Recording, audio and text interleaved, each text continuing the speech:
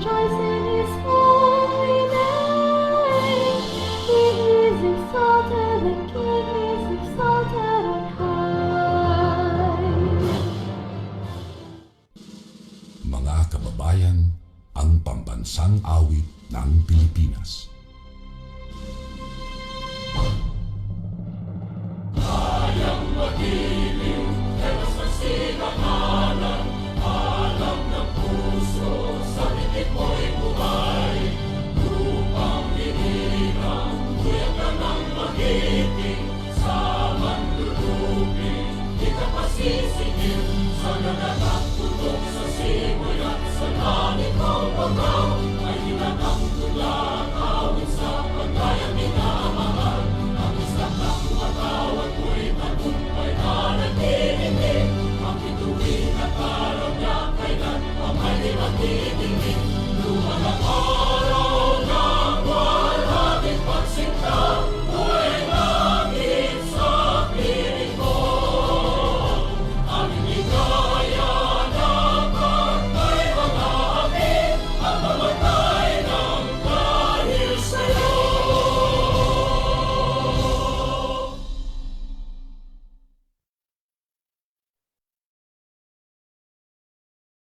Good afternoon once again. Right, let's start to check how many participants we have in our Zoom call. So right now we have around 500, no, more or less 500 participants in our Zoom call. Let's try to see taga saan po ang ating mga participants ngayon. Right, we have someone from Zamboanga City and Leyte. We also have someone from Bukidnon, and also from Basilan. Right, hello po sa lahat. And also we are live on Facebook. So hello po sa ating Facebook live viewers. Don't forget to share this live stream so others can join us this afternoon. So for the information of everyone, this training is designed for people who are tasked to plan, design, build, operate, and improve service delivery and support with the use of digital transformative technologies. At this point, to officially open this webinar, please help me welcome the Assistant Regional Director of DICT Mindanao Cluster 1, Engineer Paulette Guevara, for her opening remarks. Magandang hapon sa lahat. This webinar. Excuse me, Engineer Paulette. I hate to jump in, ma'am, but I think your audio is, there's something wrong with your audio.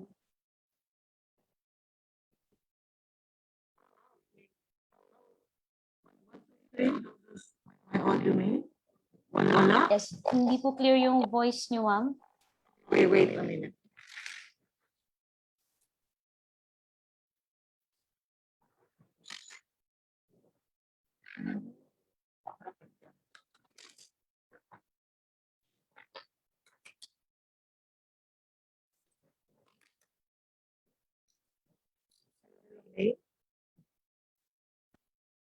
Okay. My audio. Hello, May? Still, ma'am, may noise pa rin po yung audio niyo, ma'am. Wait.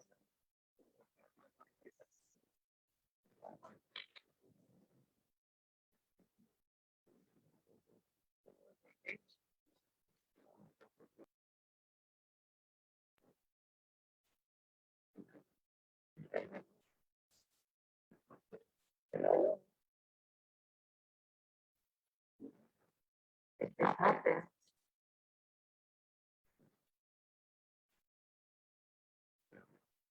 1, 2, 3. Mas may audio May? Wala na. May noise pa rin ng konti, ma'am. Okay. 1, 2, 3.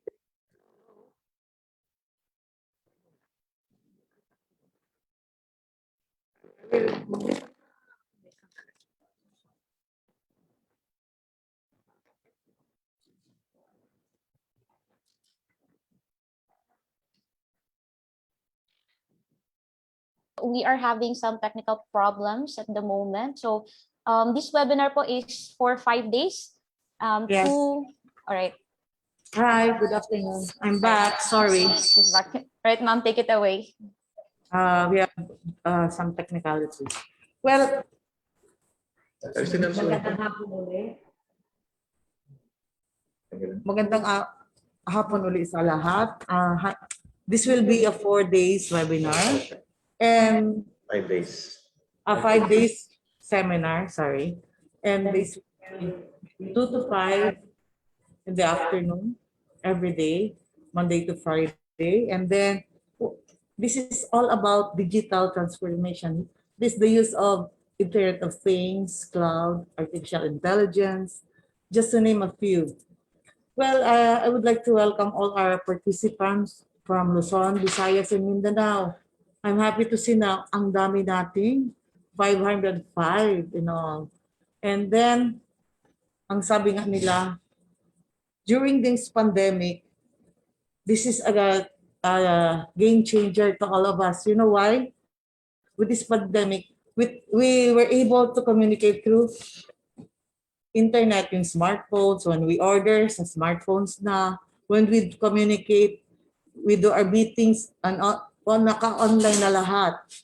So, we must be ready to always embrace change and adapt it. Otherwise, mapag-iwanan tayo. So, nowadays, we do online banking, paperless transaction, digital signature. Di ba yun? And like yung mga online transactions in the government, ano man ang natutunan natin. Noon, pipila-pila tayo. But now, hindi. We can pay our taxes online, transact in the bank, we pay our real estate tax, we renew our PRC online. So NBI, we ask for our birth certificate from the National Statistics Office, ano man, through online na rin. So, when we go to the airport, when we pass through borders, what we have? Yung QR code, we have to upload and download. We were now more techy than before. So we have to embrace change. Otherwise, ano man, hindi tayo yung sinasabi nga nila. So for the next 5 days, kasi suki namin ito si Engineer John Macasio. Siya yung aming resource speaker and very much well-versed into this digital transformation technology. Siya yung kumbaga in authority to give you all about kung ano yung gusto nyong matutunan. At saka hindi din siya madamot, nagbibigay po siya ng kanyang slides, yung kanyang lecture. So, meron ho tayong takeaway kaagad na binibigay niya na at the beginning. So, lahat ng mga topics niya, binibigay niya ahead of time. Without further ado, I would like also to thank, of course, the staff of the Department of Information, Communications and Technology, led by our Regional Director, Maria Teresa Camba, and yung aming walang kapaguran na in charge dito, yung aming provincial officer na si Rod Macasantos, yung ating technical staff na si Raj, and also Flory, and of course, yung aming bagong recruit from Pagadian, May. Thank you for helping us today. Good afternoon, and thank you very much and I welcome you to this digital transformation. Maraming salamat po sa lahat. Magandang hapon.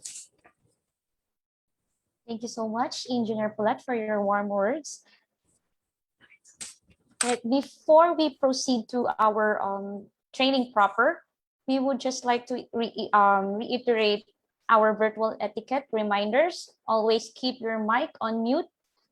Interact with us through the chat box or with our online tools, and have a bottle or glass of water with you. Hydrate every now and then. Our activities for today, we have Mentimeter, and then the question and answer portion. We highly encourage everyone to raise your questions for our participants in our Zoom hall. You may use the Q&A box. And for our Facebook Live viewers, you may just type in your questions on the comment section. We will collate your questions and have them answered by our resource speaker towards the end of this webinar. And also we have the trivia questions towards the end of this webinar, and we'll be giving away, I think, 100 peso load for those who can answer our trivia questions. So duration and schedule. So this webinar will be conducted today until April 16, 2021, 2 p.m. to 5 p.m. So that would be 3 hours per session. All right, so the evaluation link will be given on April 16, 2021, and will be open at 5 p.m. until 12 a.m. Right, for our Zoom hall participants, this would be the single evaluation that you need to accomplish. However, for our Facebook Live viewers, we will have a daily evaluation for you guys so that we could also keep track of your attendance. Next slide, please. So a certificate of participation will be given to the participants who have attended 80% of the training sessions and accomplished all the training activities or output. So let's do our first activity for today, the Mentimeter. So share us your thoughts. How can you describe your day in one word? Right, we have the code right there on the screen. So we'll be reading your responses in a while.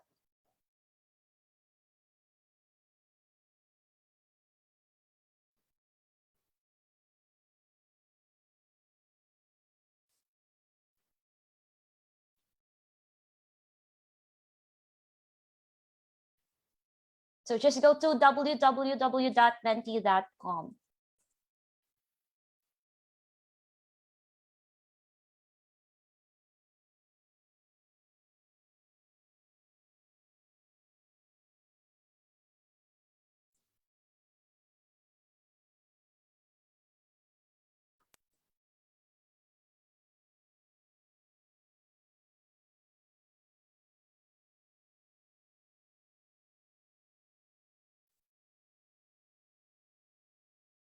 And so here are some of the responses. We have, wow, feeling blessed, excited, happy, wonderful, great, inspired, productive, meron din motivated, meron din feeling hot. All right, thank you so much for your responses and for participating.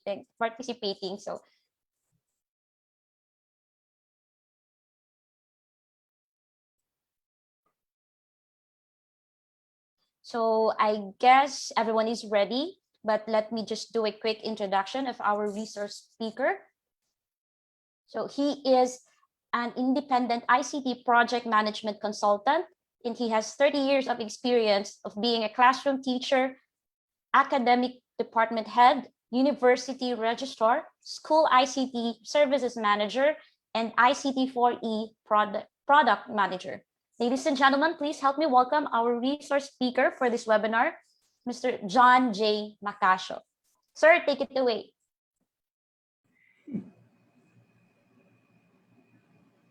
Kamusta ang dating ko? Okay lang, sir.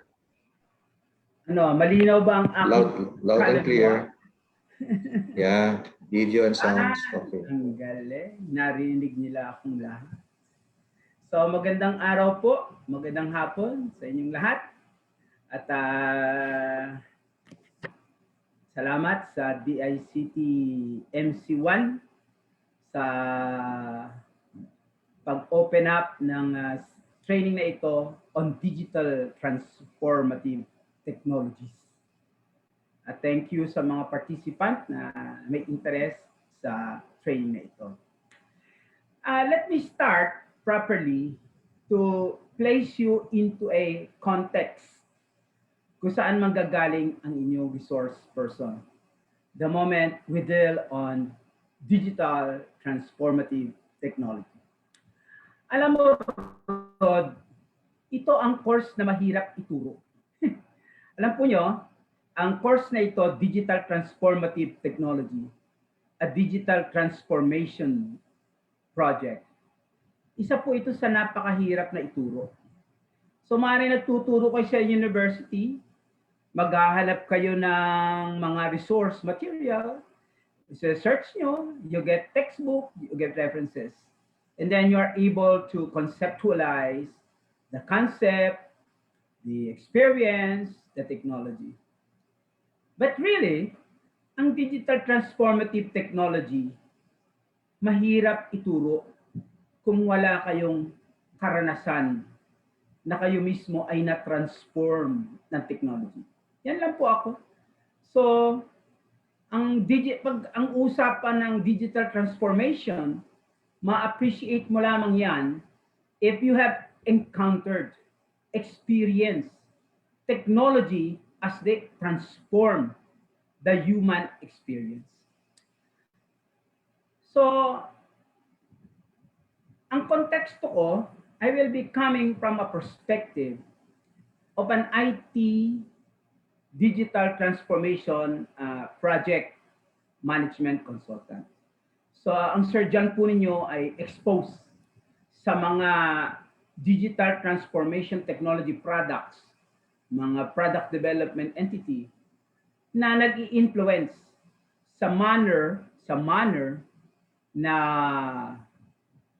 nagde-develop ng mga technology na nagre-respond sa requirement ng mga organization who is looking for transformation.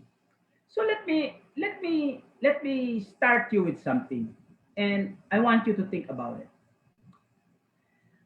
Alam po niyo, when a creator, so pag ang isa ay nag-create, may isang creator, and then what that creator creates a creation. Meron siyang na-create na creation. Yung kinreate niya na yan, at the end of the day, alright, creates the creator. Ang ganda ng term, no? Yung creator nag-create ng isang creation. Yung creation, at the end of the day,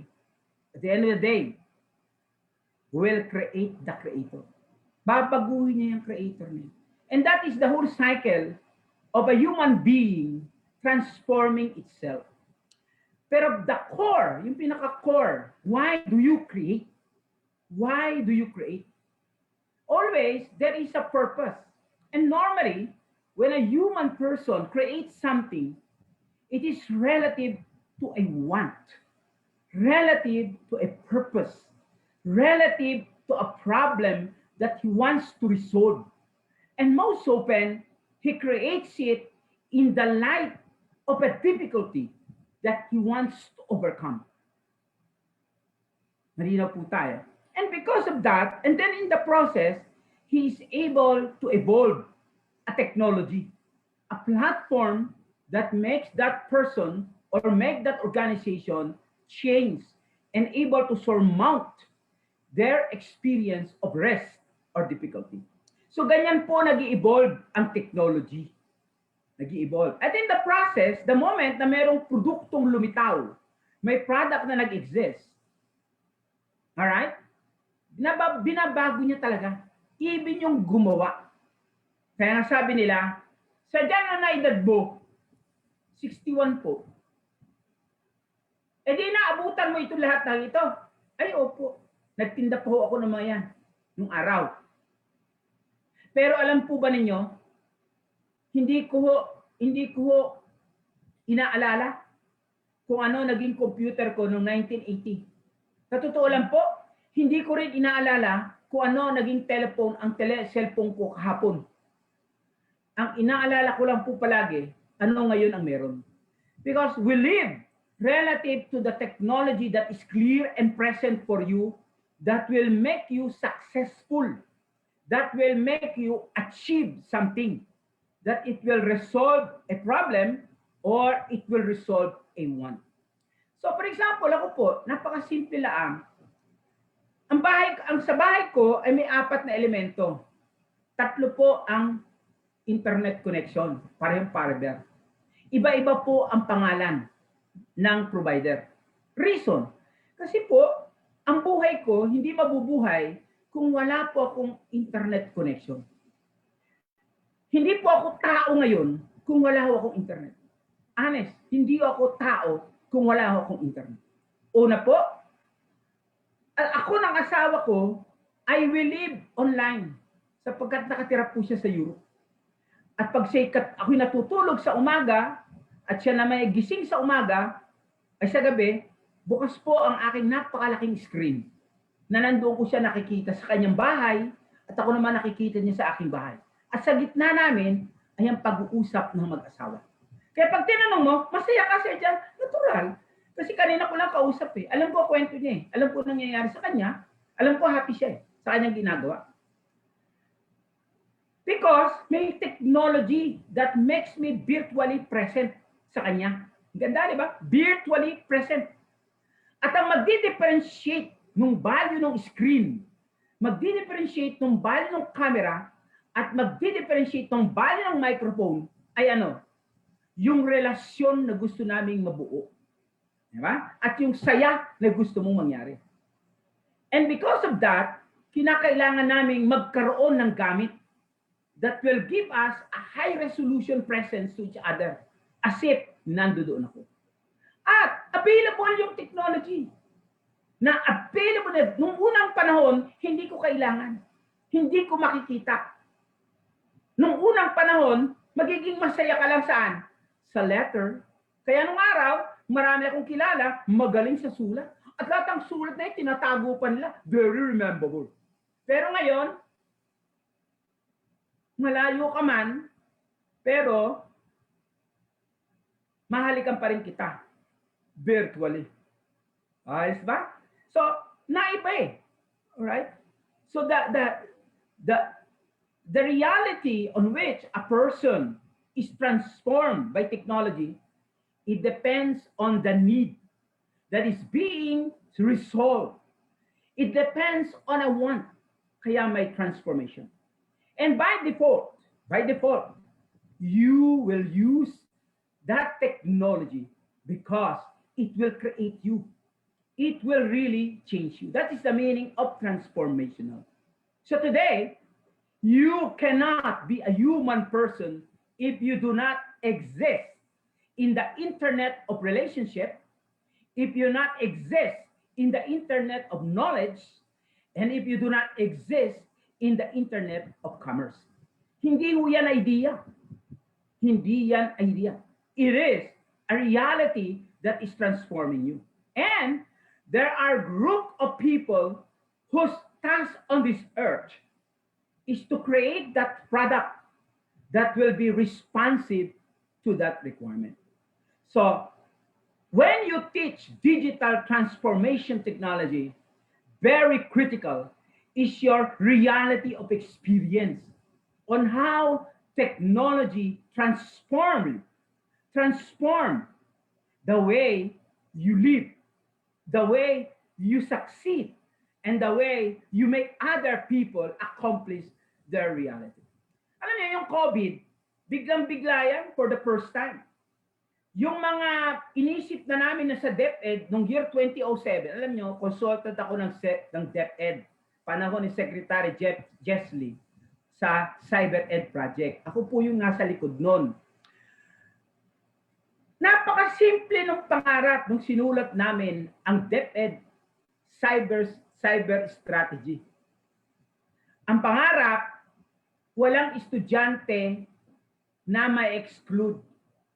Sino mang tao, wherever you are, hindi ka ma-exclude. Ikaw sa end of the day, matatapos mo ang lahat ng exam at lahat ng dapat mong pag-aralan. At sa end ng taon, ikaw ay magkakaroon ng certification na nakatapos ka. Kahit na ikaw pa ay nasa pinakamalayong bundok doon sa Bungaw. At ang tanging paraan ay very simple lang po. At ginagawa na nila road ngayon yan, ang tawag nila free wifi. Imagine niyo, 2007 pa yan. Lagyan ng koneksyon ang pinaka-remotest na lugar sa buong Pilipinas. May technology? Ay meron po. Uso na yung mga BSAT. Uso na lahat yan. May technology nung panahon na yun, Sir Dan? Opo, nireview po namin lahat yun. At alaman ko pa at that time na bola lang si Globe at sa si PLDT. Relative saan? Sa mga connection na later na bulgar. Tama ba? So ganun lang po yan siya. So nilagay namin yun. At sumunod, ang teacher ngayon, ititrain mo kung paano siya magiging tunay na teacher sa loob ng isang online learning management system. Natatandaan ko pa yon, gagawa ng DepEd ng isang data learning center dyan sa Pasig na nandoon lahat ang material resources na gagamitin. Kaya ho nagkaroon ng DepEd Computerization Fund. Billion po yun. Kaya nga lang, anong nangyari, gawa sila ng gawa ng computer lab. Nakalimutan po na ang original concept nun, ang eskwelahan ay maging online. Pero alam ba ninyo na may consequence yun? Malaki effect. Pumasok ang COVID. Meron silang commons. Diyos me, 2004 pa yan. Yung mga ganyang konsepto, OER, everything. Pero may kulang. Hanggat ikaw manual ang utak mo at ang paraan ng pagtuturo mo ay sa classroom at face-to-face at itatry mo i-migrate yung ginagawa mo sa loob ng internet, malabo yan. Sapagkat kailangan mo i-transform ang buo mong pagkatao at pati ang pag-iisip mo. Na ngayon, magtuturo ka ng estudyante mo, hindi ang siyang bida. Hindi ikaw ang bida. Siya. Ibibigay mo lang sa kanya ang kailangan niyang maturuan, nabat na pag-aralan, at bibigyan mo siya ng resource material kung saan niya makukuha. Hindi ikaw ang gagawa. Ikaw ang magbibigay sa kanya ng resources na magiging self-learner siya. Yan ang pinaka-focal nun eh. Hindi siya dependent sa teacher, therefore, hindi niya kailangan pumunta sa eskwela. Kailangan niyang pumunta sa isang platform na nandoon ang teacher na nagbibigay sa kanya ng giya. At ang trabaho ng teacher ay i-point. Ito, basahin mo ito. Ito, panoorin mo ito. Ito, tingnan mo ito. At hindi kailangan gawin ng teacher na gawa ng digital. Diyos me naman. Ang dami na yan sa mundo. Kaya ho merong iSchool web board na ginawa kami. Naintindihan nyo ha? So itatransform mo digitally. Magkakaroon siya ng bagong setup. Nababago ngayon teacher. Dumating yung COVID. Ang unang tanong, may access ba ang mga estudyante? Alam nyo, nakakamot ulo ko noon. Ang teacher, boss, sayang naman yung bilyon sa DCP project na hindi siya nakakontextualize na magkaroon ng virtual classroom. Ano reason? Kasi yung framework mo, hindi virtual eh. Ang budget mo, naka-context ka sa manual, face-to-face. Di ba? Mawawala yung pondo para sa chok. May iba yan. May iba.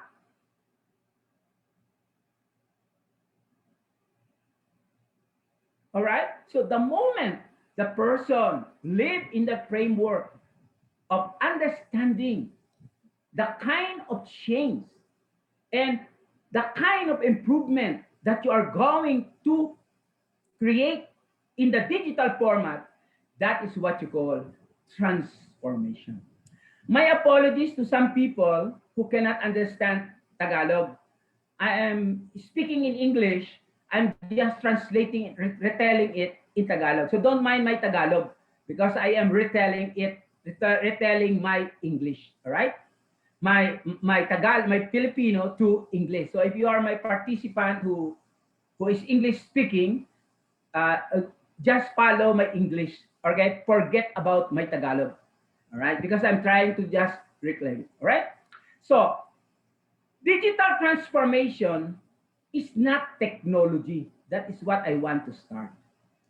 Digital transformation is not just technology. Technology is a third of the whole of it. It is a changed attitude of the person who wants to resolve a want, a need. And in the process, create that tool that will change the manner he is achieving his result. In COVID, the whole country and the world was forced to meet in Zoom. You are forced to meet in Google Meet. You are forced by what?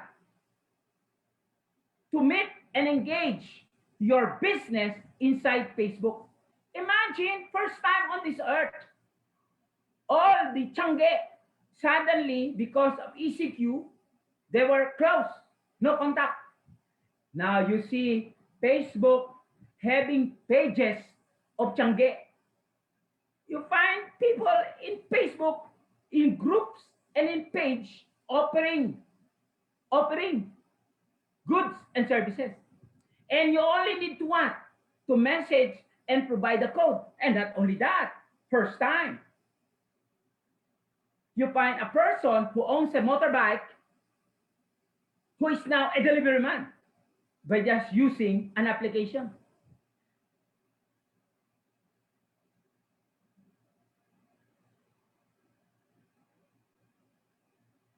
Because of that requirement, a technology surfaced that is going to transform the way we sell in a Changge, but this time online. And the way we deliver goods. And not only that, suddenly people are now recognizing the value of Paymaya, the value of GCash. Imagine when that particular solution started somewhere in 2005, I still remember Mode sometime in 2003. Nobody is paying attention. But today, because of that new circumstance that you want to resolve, then you appreciate the value of all of those technology.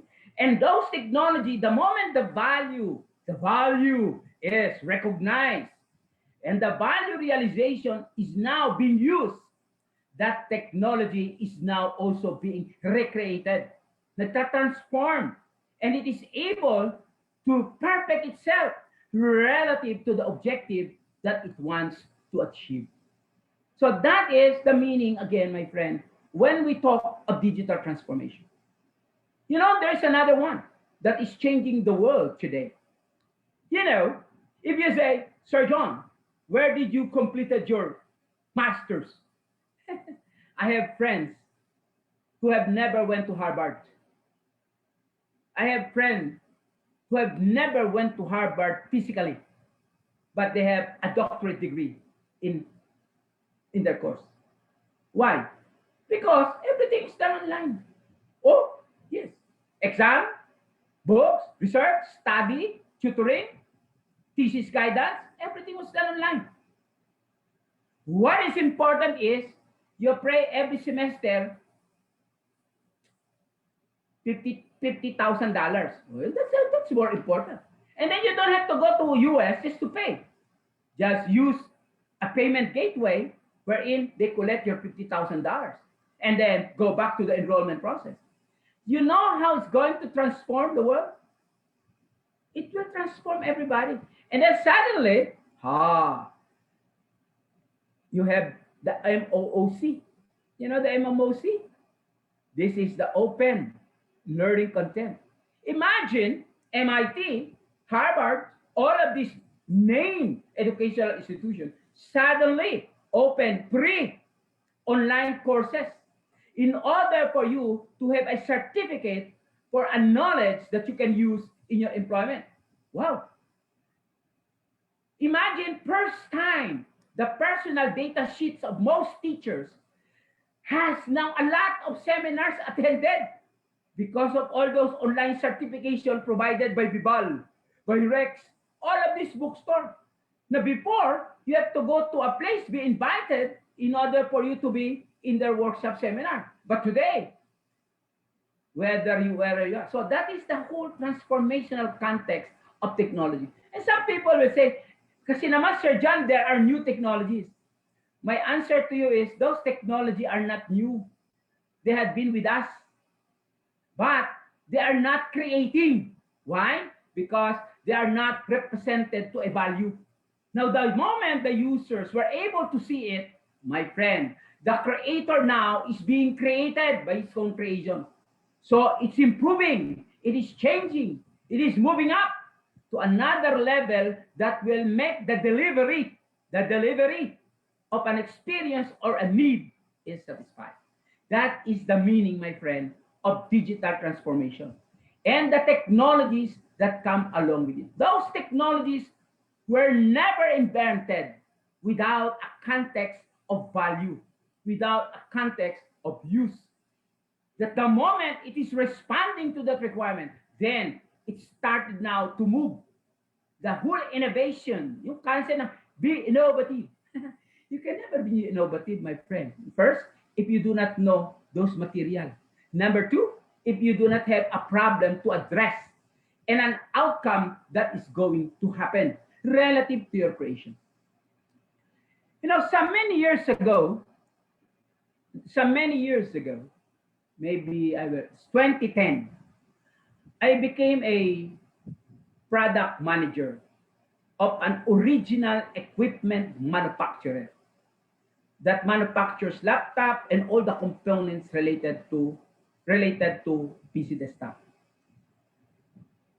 At the time, I remember I was in Guangzhou, and a very bright person who studied in MIT, was showing to us a picture that later became tablet.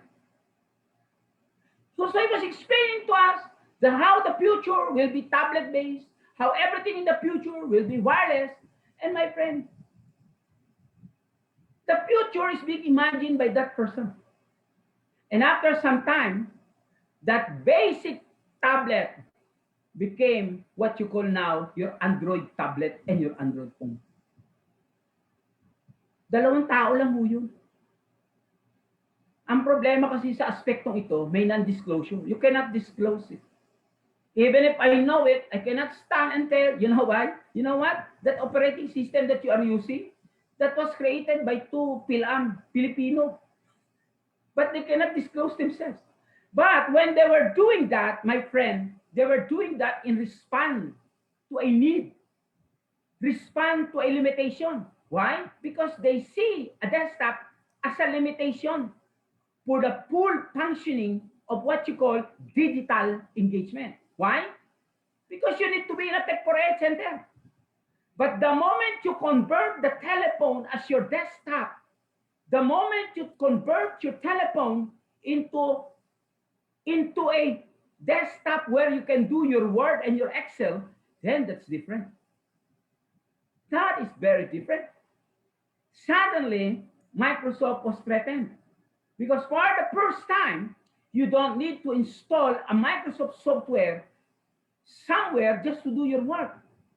Why? Because there are clones. There are similar systems that you can use in order to create and compose. And you just have to remove from your mind the brand. Just put into your mind that you want to write. Imagine. Internet was changed not because there is a person who is better, good, or best. Internet was improved because of a want, because of a need, because of a problem it is going to resolve. So the continual creation and recreation emerged from that recognition of a requirement of a need. So in our discussion during these 5 days, I'm going to show you what's the motivation, what drives digital transformative technologies. Knowing it in your mind, teaching about it, and searching it does not make you an expert on digital transformation. You have to realize the value realization around the evolution of that technology. And mind you, most of the technology that you see today are not just created yesterday. They have been there, but they have been repurposed, recreated, simplified, make good, make right, relative to the current clear and present view of happiness. At the same time, view of what is evil to be overcome. So that is what you call innovation. Innovation does not emerge from someone who is dreaming. Innovation comes from someone who understands a need and who is able to look at things around and then reinvent. Maybe this particular item was used for this, but because of the feature of that item, I will use that to do this. Yan, pinag-aawayan sa ivermectin. Kung ito nakakapatay ng sakit ng hayop, pati dito makakagamot sa sakit ng tao. So pinag-aaralan mo, kaya isang araw magugulat na lang kayo na, wow, dati ganito gamit, ngayon ito na, natural. Minsan nga po may mga na-open sa akin. Ano camera mo? Ang ganda. Chom, ang gara ng mga camera niya. Oh. Talagang high-tech, high-end. Pero pag sinabi ko, alam mo ba kung anong motivation? Bakit naging high-tech yan? Lalong gumanda yan? Naging mas micro yan? Bakit ang gaganda ng picture niyan? At bakit nakakagawa siya ng kung ano-anong mga pagpipilter, pagkiklin? Ang tanong ko sa iyo, sino ang gumastos para i-develop yan? Para magkaroon ng kanyang product? Magugulat kayo. Porno. Rod, pornography. Bakit? May pera yun eh. And you have to distribute the picture so beautifully and so enticing. Kaya yung buong photography na yan, nag-evolve yan, hindi dahil merong gusto lang kumuha ng picture at magawa at merong mga contest. May nagbayad yan. At ang nagbabayad yan ay kumikita doon sa mga picture. Ang galing ano? Sino yun sa dyan? Mga magazine. At ang primal na magazine na malaki ang market sa Europe at sa Amerika ay pornographic. Kaya pag tiningnan mo yung mga nung araw, yung mga printed na yan, napakagaganda niyan.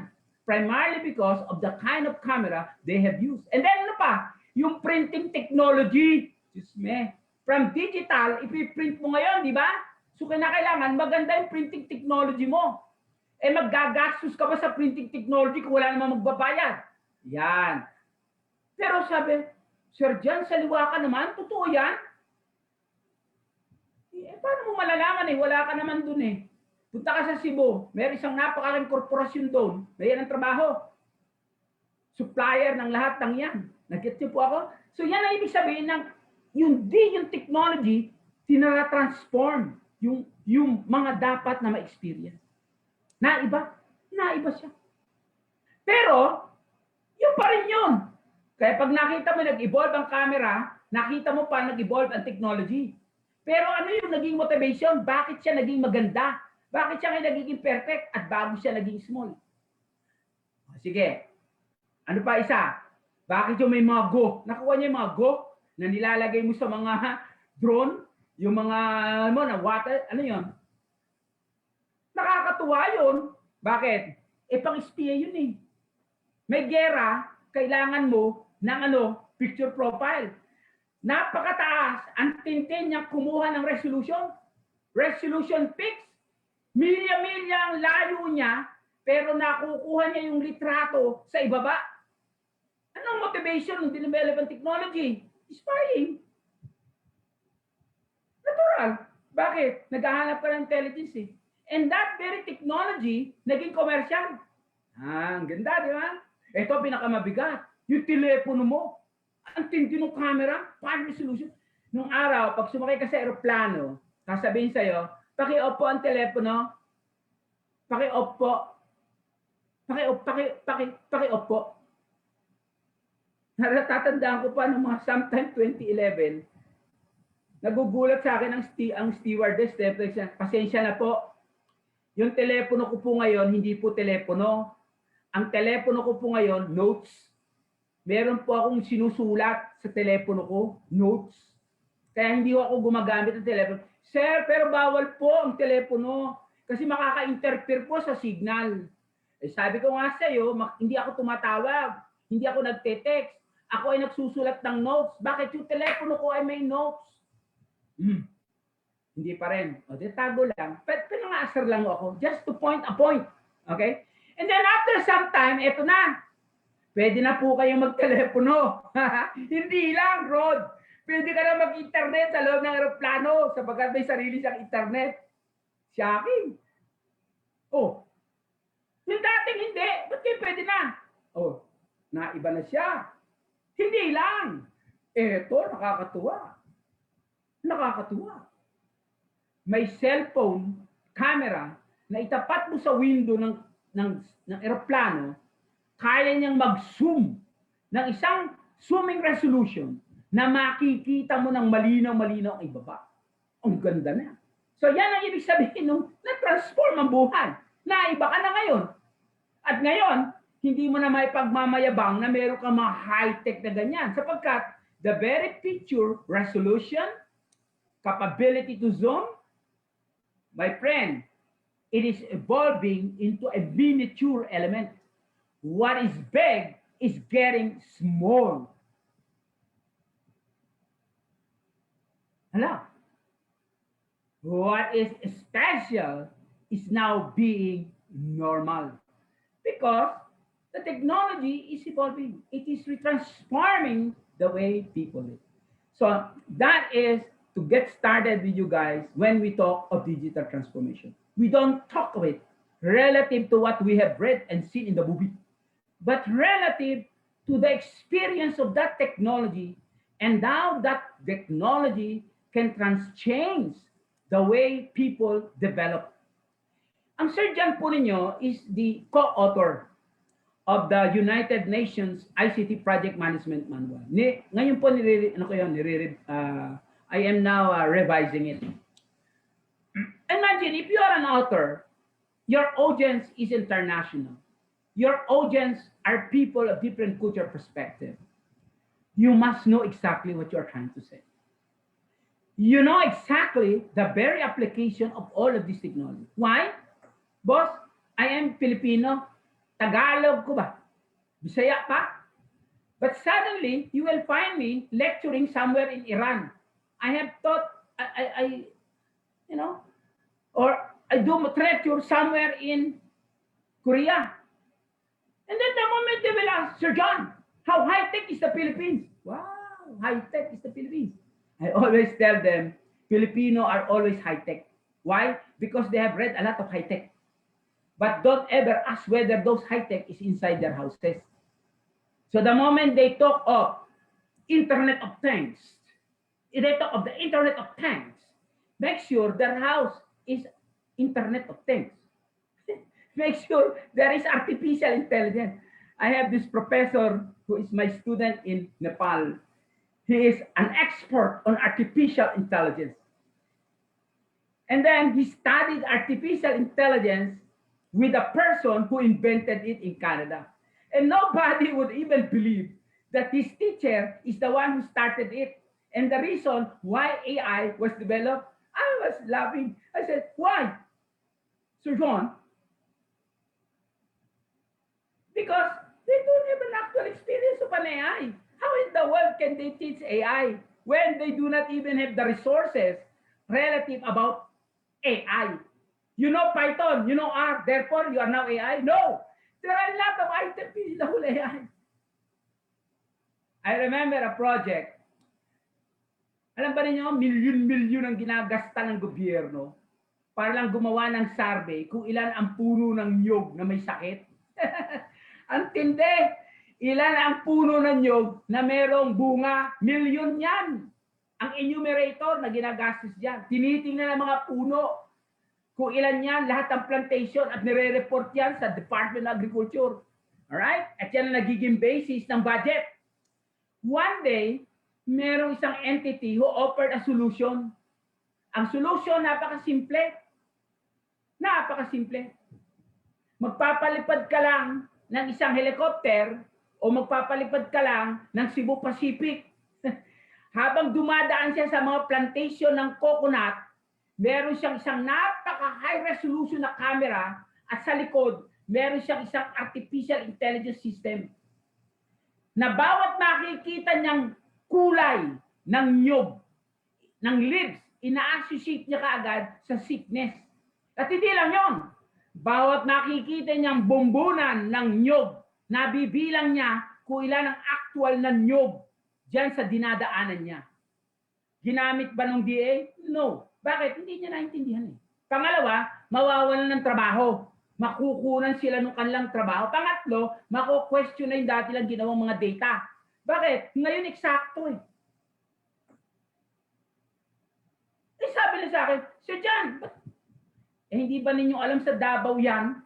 Ginagamit, yung technology niya, napulot ko sa Davao. Sapagkat ang mga, alam niyo yun, yung mga banana plantation, nangangailangan sila ng technology na makita kung may sakit ang mga puno. Ano ang estado? Hindi mo kailangan kumuha ng enumerator para pumunta sa isang puno, tatatakan mo, bang, dang, bang. No. Boss, high resolution camera.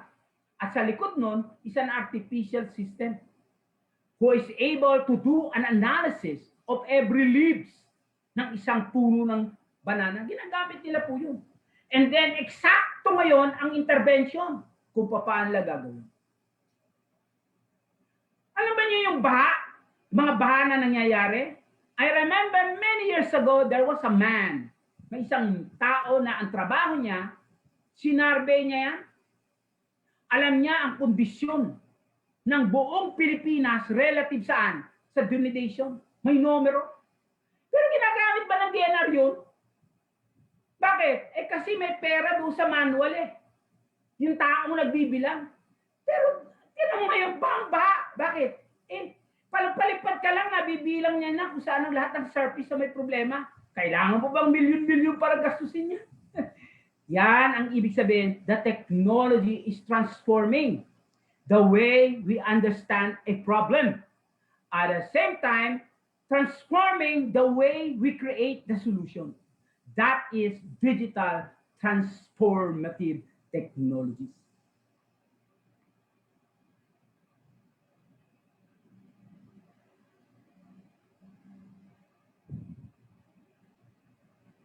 Okay?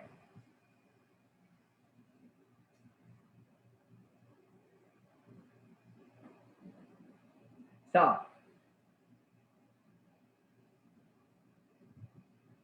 ito lang, the way we are now doing things in Zoom. Alam nyo, the moment this become regular, DICT, ILCDB will have a problem. Alam mo yun, Rod? Because you can extend, imagine. MC1 created a training program today, and you have 500 plus people located in many places and encountering the same framework of understanding. Imagine that.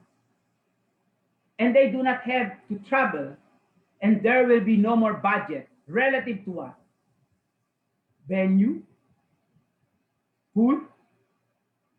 You will only have budget for the people who maintain it and for the people who create the content.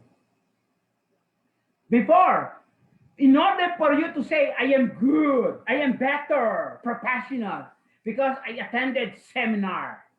And if I'm going to be promoted, I will be looking at all of my personal data sheet with all the accredited seminar of civil service. Imagine, all the accredited institutions to provide training is now available online.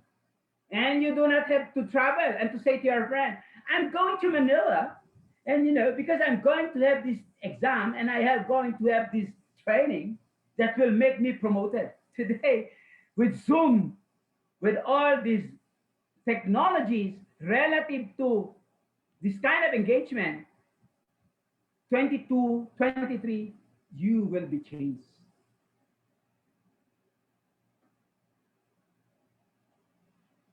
Do you know na this time, April, May, June, July, August, September, fully booked all of the event hall in the hotel here in Metro Manila, booked yan. Because all the trainings, all the HR training officer of agency are what? They are now creating all their trainings. And even corporate, all companies who will have their marketing, promotion, and everything, all right? So you will see most of the venue are booked.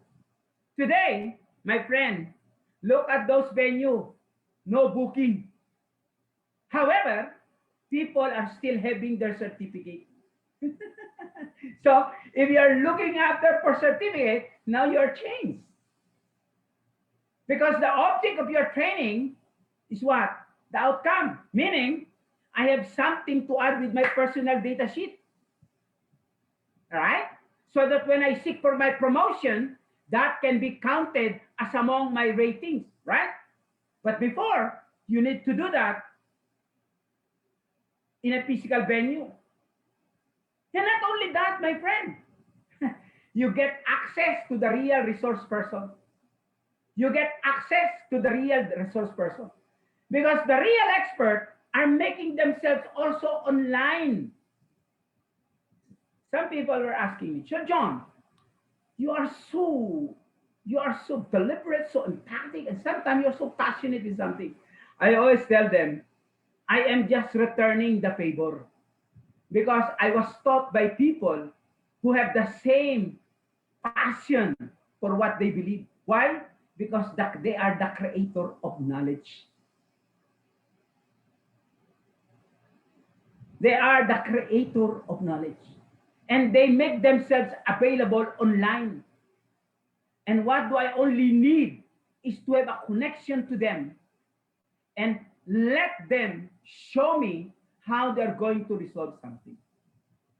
That's different. That's why if I go back to university, people will say, "Ang yabang." Because if I talk about Stephen Covey, then my question to you, have you ever attended a Covey seminar where the son of Stephen Covey is your lecturer? Is your resource person have indeed encountered the very person who created the 7 habits and the 8 habits? Today, my friend, hindi na yan extraordinary. That's already ordinary. Why? Because Stephen Covey is recorded. And what you only need to do is read the book and listen to his seminar. Then now you are now an expert. But the next step is meaningless is Stephen Covey's 7 habits and 8 habits if you have never used it. Because that's the only way. And Stephen Covey said, the only way you can appreciate that book on 7 habits and the 8 habits is when you have a clear understanding of what? Of your bad habit. Ang ganda, no? Nung sinabi niya, tawa ka ng tawa. How in the world, a speaker on 8 habits will always make emphasis on the bad habit? Sino bang lecturer dito na nagtuturo ng 7 habits na ililista niya sa iyo ang bad habit? Di ba, Rod? Di ba nang gagawin niya? Gusto mo, take a talk about the positive. But the real author, he will always tell you that the appreciation of that 7 habit is your appreciation of your bad habit. If you have no appreciation of your bad habit, you can only listen, understand it, but you don't really know the meaning and the value of it. So that's how technology is transforming the way we create value, the way we realize value. Okay? So, and those technology are just around. Hindi nyo ma-appreciate. You will never appreciate that unless you understand the transformational context. The transformational context of using technology. The moment you understand the transformational context of using technology, then you are an expert on digital transformative technologies.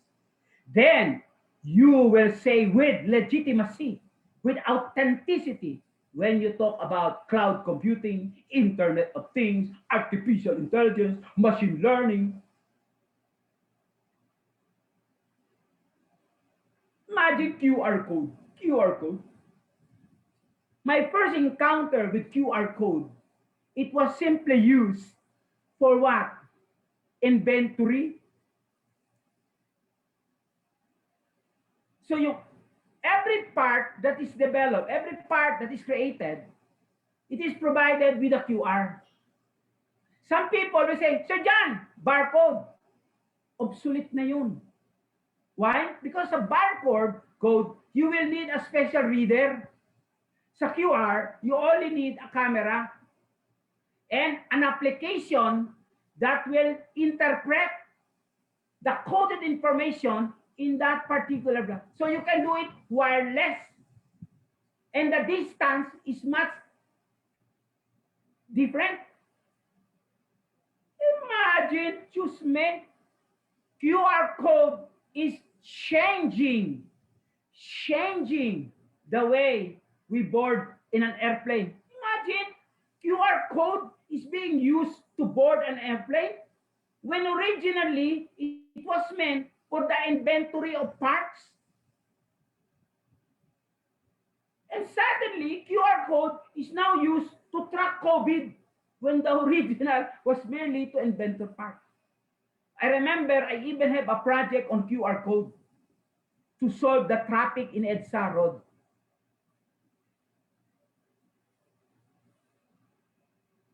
You put QR code at the roof of a bus, that is legitimate. You put a QR code at the side of the bus, that is legitimate. The objective is to remove all the colorum. In the whole of EDSA, you have a lot of CCTV camera.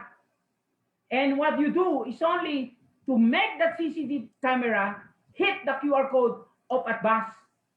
Now, in the control center of MMDA, there is an artificial system that automatically recognizes that code and connect the information to the registry system of LTFRB. O di tapos na, there will be now a deterrent. Because if you are not legitimate, you are immediately seen. Then there is no more enforcer who will approach a bus and say, illegal, no more, contactless. But unfortunately, someone doesn't want to provide the budget. Why? Because he does not see an opportunity. So, andiyan pa ng QR code.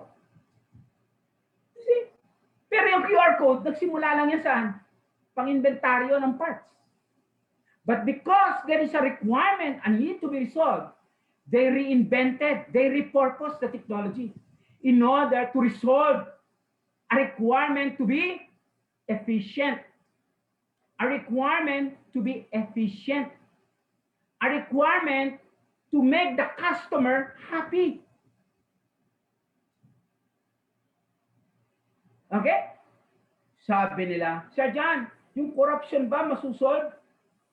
Diyos me, panahon pa ni GMA, kaya panahon ni ERAP, year 2000, pag nakita nyo ang Government Information System Plan na binigyan ng 1 billion na budget, ang purpose nun, gamitin ang technology para ma-reduce ang corruption. Pakibasa nyo ang GISP. Yan ang purpose, kaya nagbigay ng computerization sa BIR, sa custom, sa LTO. Diyos me naman, ano? Yun. Yun ang purpose nun. Year 2000 na yun. Ngayon, year 2022. Kamusta?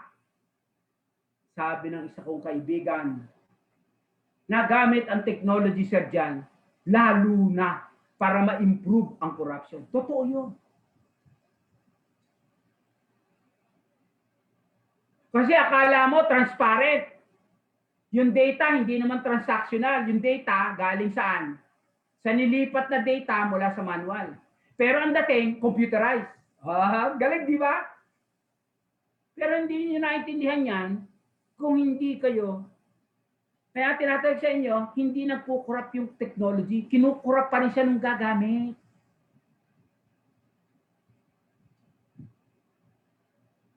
Imagine nyo for the first time, you don't need to go to the church.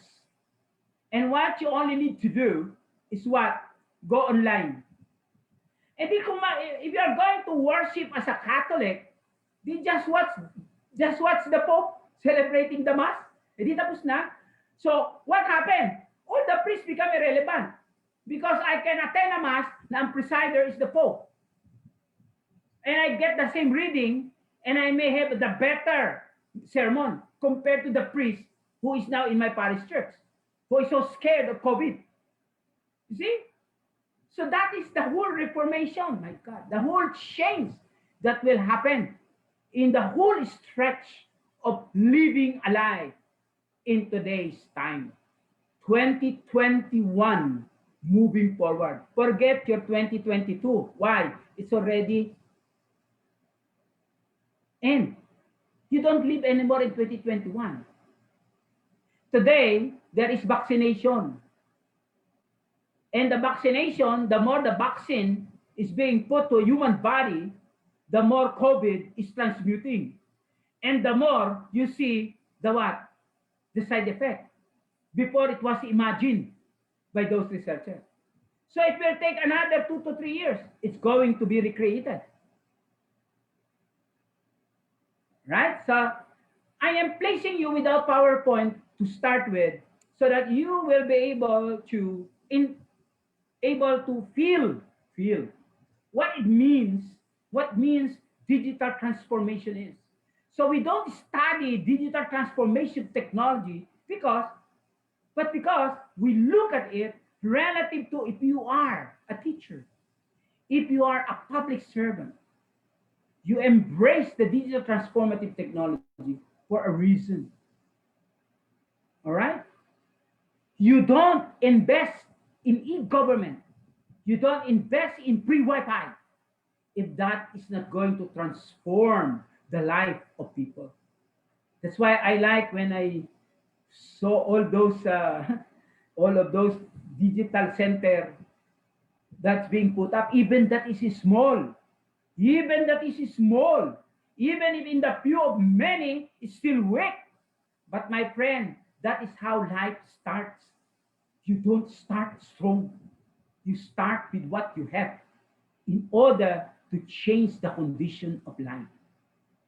The next move forward, it will be more better. At the moment, the technology is so hard to install. Time will come. You don't even need those technicians to install it. Yes, I have seen it in another country.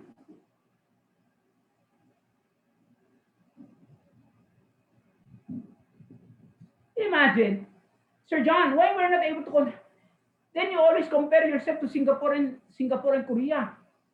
And come to think of it, most of the consultants of those technology projects of Singapore and Korea are Filipino-American. And some of the contractor would even be coming from the Philippines. What's the purpose, the reason? You don't follow kasi standard. You don't follow standard.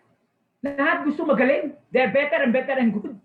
Imagine, how can you be good in COVID tracing? There is already a system by which to make COVID tracing right. Just follow it. And then here you are, supplier and contractor in the Philippines competing. Who will be the best and who will be on top? Because they say, stay safe. And then everybody who knows it, they are attacking that particular system. Why? They know it's no good. Again, it is relative again to the person who is trying to utilize and put value to technology. Okay? So that is our seminar from today until Friday. We are going to encounter what do we mean by digital transformation technology as it transforms the platform, the context on which a human being exists. That's the point. All right? So the moment you have not seen your evolution as a human person to become the person you want to be the success that you want to be, in the context of that environment, you will end like every COVID patient. The breath is taken and then burned. And then after that, no more significant. Imagine, weight became insignificant today. Why? Why became significant, Sir John? You are just keeping the past. But the relative present who is going to be in the future will only see a wake with an urn, not with a coffin and with all the speeches about how good the person. You will see the future when you are buried. You are simply an ash that is presented and preserved, and with your friends talking about you in a social media network. That's the future. And that will change you. Now, you take seriously your social network. You take seriously the friends that is now available to you in the camera, in the microphone, in the earphone of your cell phone. Because that will continue the human interaction that makes you valuable to that person. That's why when people react to me in a seminar, I like it. Why? Because it means I am present. Somebody is being touched or affected by what I say. Now I am a human being. Now I am reaching you. not in a physical form, but in the manner this platform is being used by a person who believes what he is teaching. That will make the difference. That is how technology become transformative.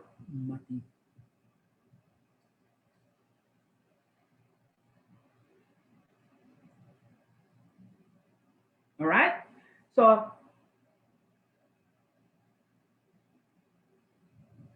Rod, let us have a break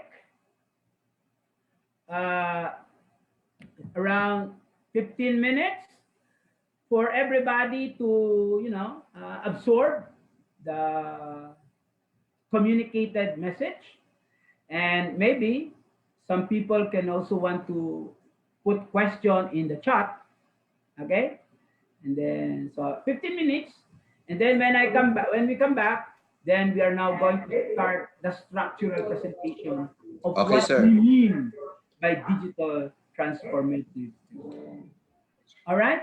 So my Okay. friends who are English speaking, don't mind when I speak Tagalog again, because those Tagalog is just simply a Tagalizing what I'm saying in English. So just follow me in my English. All right? All right. So a Okay, break. sir. For 15 minutes.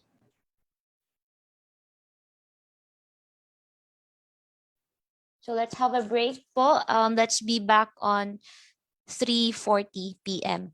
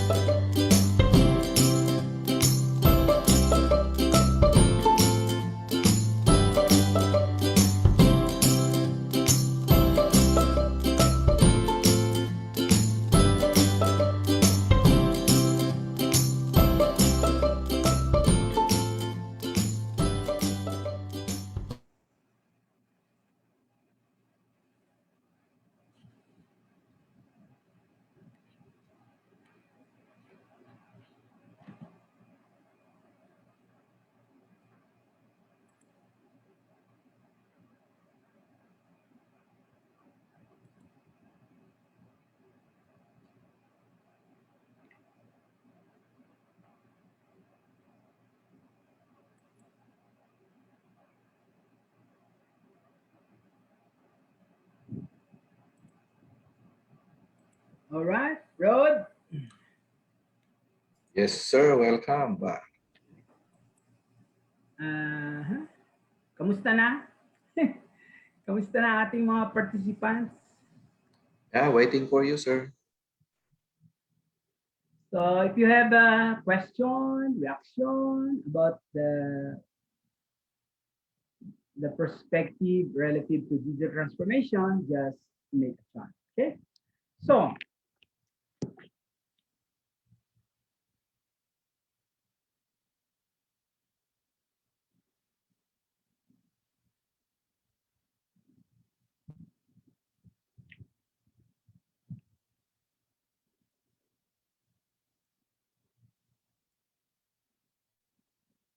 malinaw yung aking screen, yung aking PowerPoint presentation. Yes, sir. Yes, sir.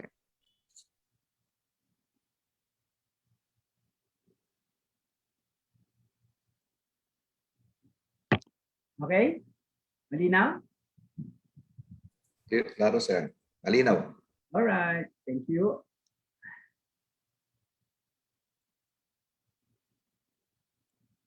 So let me give you a brief of the expected topics that I'm going to be sharing with you for these 5 days, all right? So first, we have to establish the digital transformation framework. We really have to understand it properly so that if you are a person who is in charge of the computerization or the provision of digital services in your organization, you have a frame of mind that is aligned to a current standard, not to a current salesman's view of digital transformation, but the standard of practice in digital transformation. And then tomorrow, you will understand digital transformation in the context of Industry 4.0. Do you know, in some people, they think of Industry 4.0 as an idea, primarily because it is not their actual experience, unless you have lived somewhere in Europe, somewhere in Japan, or something in the US, where the practice of Industry 4.0 is really affecting the house of a person, affecting the workplace. So we will be discussing. And gradually, in the Republic of the Philippines, we are already, all right, experiencing the emerging trend of Industry 4.0 in our location of work. Then after that is digital development principle in project management. When you are going to handle project on digital transformation today, you cannot handle that if your orientation is still computerization. Computerization is now transitioning to Industry 4.0. What do you mean, Sir John? I will be explaining to you that gradually computerization is about to retire. And then number 4 is the cloud computing of digital services. Once upon a time, an IT director is very happy to have servers and computer in his shop. The time will come that there will be no server in his business location. Everything will be operating in the cloud computing environment. So at this time, you must be able to understand what does it mean. And you must prepare already yourself to be working in the context of cloud computing. Most especially if you are a government agency, there is an implementing rules and guidelines that the systems development of all government agencies must migrate in cloud computing. And then after that, I will be demonstrating to you technologies, okay? Technologies that are used to achieve the objective of digital governance. If indeed government is serious about digital transformation, I'm telling you, the question of graft and corruption will be changing.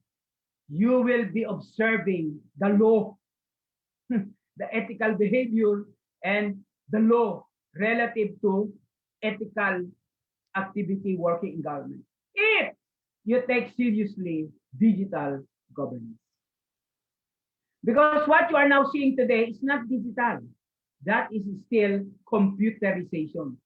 The moment the government really moves into digitalization and digitization, then there is going to be a real change in the way people observe the ethical practice in governance.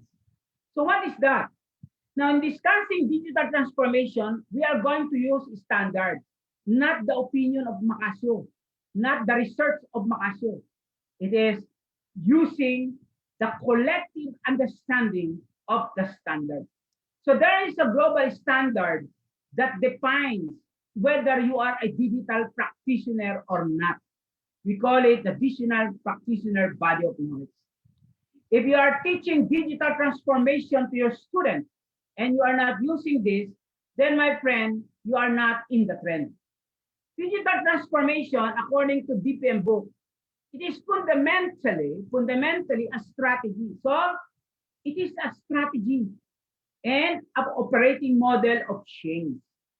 So if you want to change Jalade, he is using digital transformation in order to change the operating model in which technological advancements are leveraged to improve human experience and operating efficiency, to evolve the product and services to which customers will remain loyal.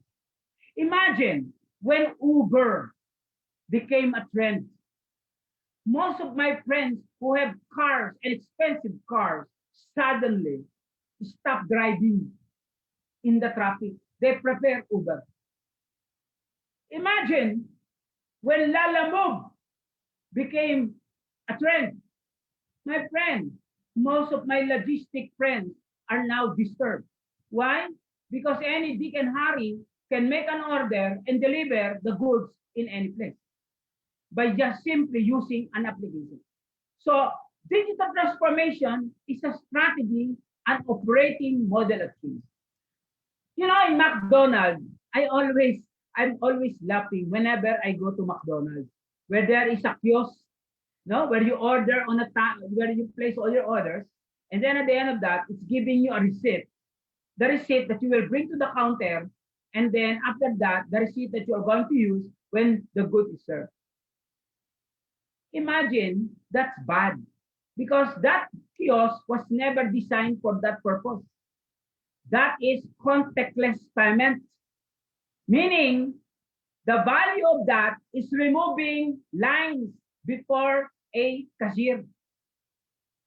What remains now is a what?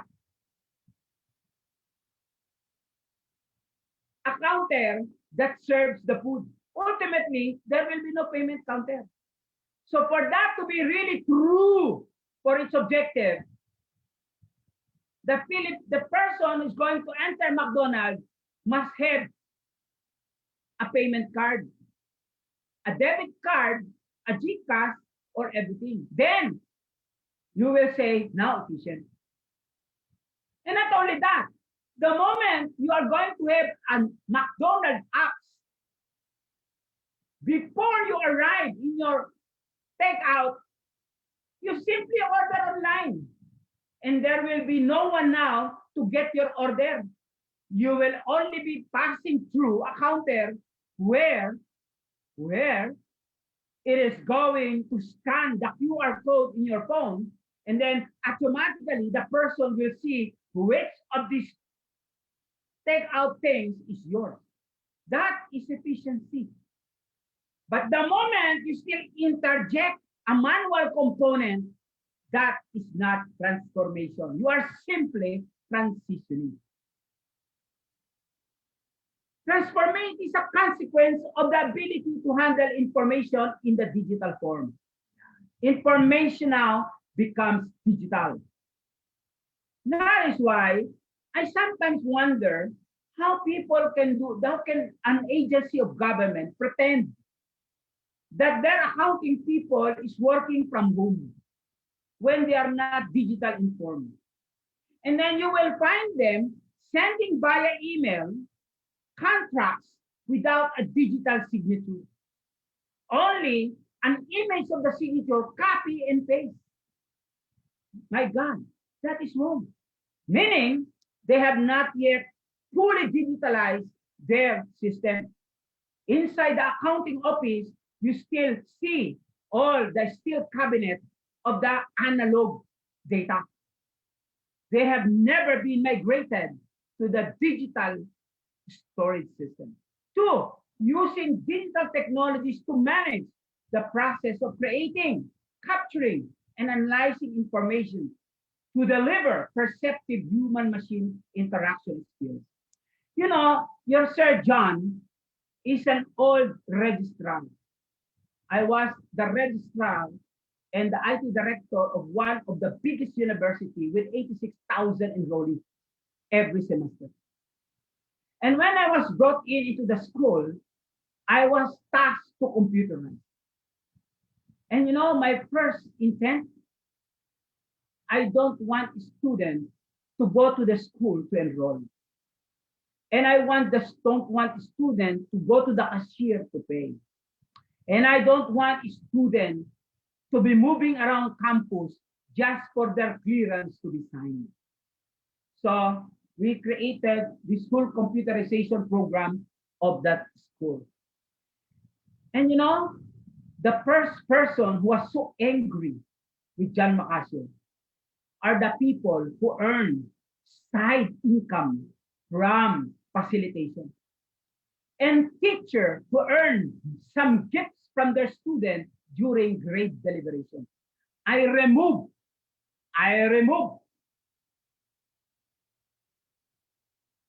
the manual computation of grade and the manual checking of the exam, including essay. But later, the priest decided win-win. So he integrates still the manual, but never realized the value of teachers who are honest in the grade making. Because the moment you automate the teaching, the connecting the test to the actual curriculum and content, digitalizing it, then you get the real result. Then you are able to examine really whether that teacher is right in his mind, in what he is teaching to the student. And you are able to assess the student relative to the real requirement of a curriculum.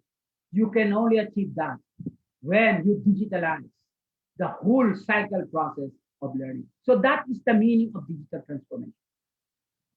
And it means, boss, you integrate digital in all of your area of business, resulting in the fundamental change on how you operate and how they deliver value to the customer. I remember many years ago, I was asked by a school owner, he doesn't want his student nakapaan namang guards. And I don't want the guard to be talking to the student and challenging the student. So we created a security system at the gate where we automate. First, we introduce the smart card ID. That when you enter, there's a turnstile, and the turnstile will show a big picture of you in the camera, in the screen. So that is a deterrent. So anyone who is using your card, put it, and he will not see the actual face inside that card, then the guard knows you are not the right person. So everything has changed. And I remember my students very proud that they have a smart card ID. Imagine that was 20. That was year 1999 when everything here started. It is a cultural change that requires organizations to continually challenge. Kailangan na mag-retire ang mga 40 anyos, 50. Because your perspective is analog. You operate relative to a manual and computerized environment, not in a full digital environment of transacting from the start to the end using the digital platform. The why of organization, improving customer experience, because you want to improve the customer experience. I want my students to complete the task. Imagine you are going to apply to a school, and then you have to submit everything, and not only you have to fall in line just to get an admission form, and then after that to get a test and still fall in line. I know that university, imagine they have the best IT group in the country. But now still 2020, my God, 2019, manual is their whole admission process. Now, because of COVID, they are embracing the online end-to-end admission process, including the online exam. Sir John, they need to be physically present. My God, you can still do that online. Your problem is you do not know how to use the camera of the cell phone to assure that that person who is actually taking the exam is the person. And you have to trust the person. Don't ever suspect that is a cheater. Because if your mind is a cheater, you will never change. It will never change the person that using technology, he must be honest. That is a transformation. So the use of new technologies as an enabler to move the business to perform best. How would you know that a government agency is digital enterprise? How would you know that a school is a digital enterprise? How would you know? The indicator is very clear. You create digitalized products that are either delivered fully digital. If today the school has not fully developed a complete digital system to enroll, to be admitted, to enter a class, to pass a test, to get a record, that school is still in the year 1990, because that is the computerization mode of 1990, where you integrate the manual procedure process. Today, my friend, that's end-to-end, like online banking. If the school will not administer its own process the way online banking is done, then that school is not digital. And sometimes you are wondering, they even have computer science courses. How come they cannot do that? Where physical product and services are obtained by the customer by digital means, online or sharing. Example, today, a person who is going to request a transcript of record does not to do that face-to-face. There must be a facility within their system that that person can apply online, pay online, and then the document is forwarded to another facility that is going to pick up that document and then send it to wherever it is. Being digital is digitalization, meaning the digital technology to create additional business value within the primary value chain of enterprise. You know, one day I was asked, Sir John, how do we make sure that digital transformation is really successful? That the end point, meaning the customer, will really engage end-to-end the transaction online. The answer is very simple. All telephones that are being sold in the market are now digital. It is now data in its value. However, the towers of PLDT, Globe, has remained in the text area. Alam mo yun? You know, what makes the Philippines poor in the internet? Because our service provider got so rich by calling the Philippines the MSS capital. Text capital ng Philippines, ang mundo. When later, when the world are now seeing the internet as the platform of everything, all the towers are not 4G, not even 3G. So you find a lot of 2G and 3G. Why? Because in the SMS era, that gives them a lot of money. So today, they are now investing. And that is the reason why the DICT is now moving forward for common towers to make sure that the digital technology platform is now available so that the telephone of any one and one will have an access to the digital world. Alright? Yan po yan. That's why mandated ang DICT to make sure that we move. Some people criticize, dito sir, dyan 5G lang eh. Bakit mag-i-invest si dito ng 3G? And when the future is digital.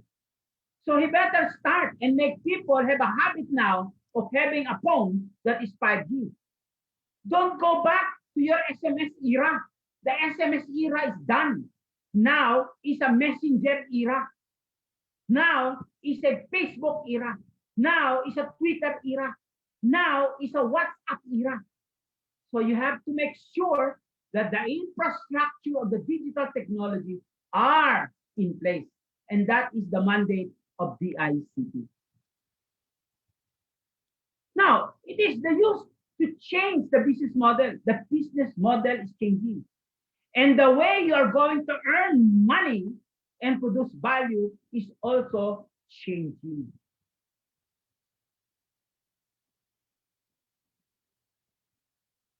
And then data is now simplified. Today, leadership cannot, management, when they decide, they become now evidence-based. Why? Because they access transactional data, not the enumerated data, may nag-encode, and then they provide you the information and then the analysis. That was a computerization era. In today's era, it is the transaction that was captured in a digital process that is now pushed forward for data analytics.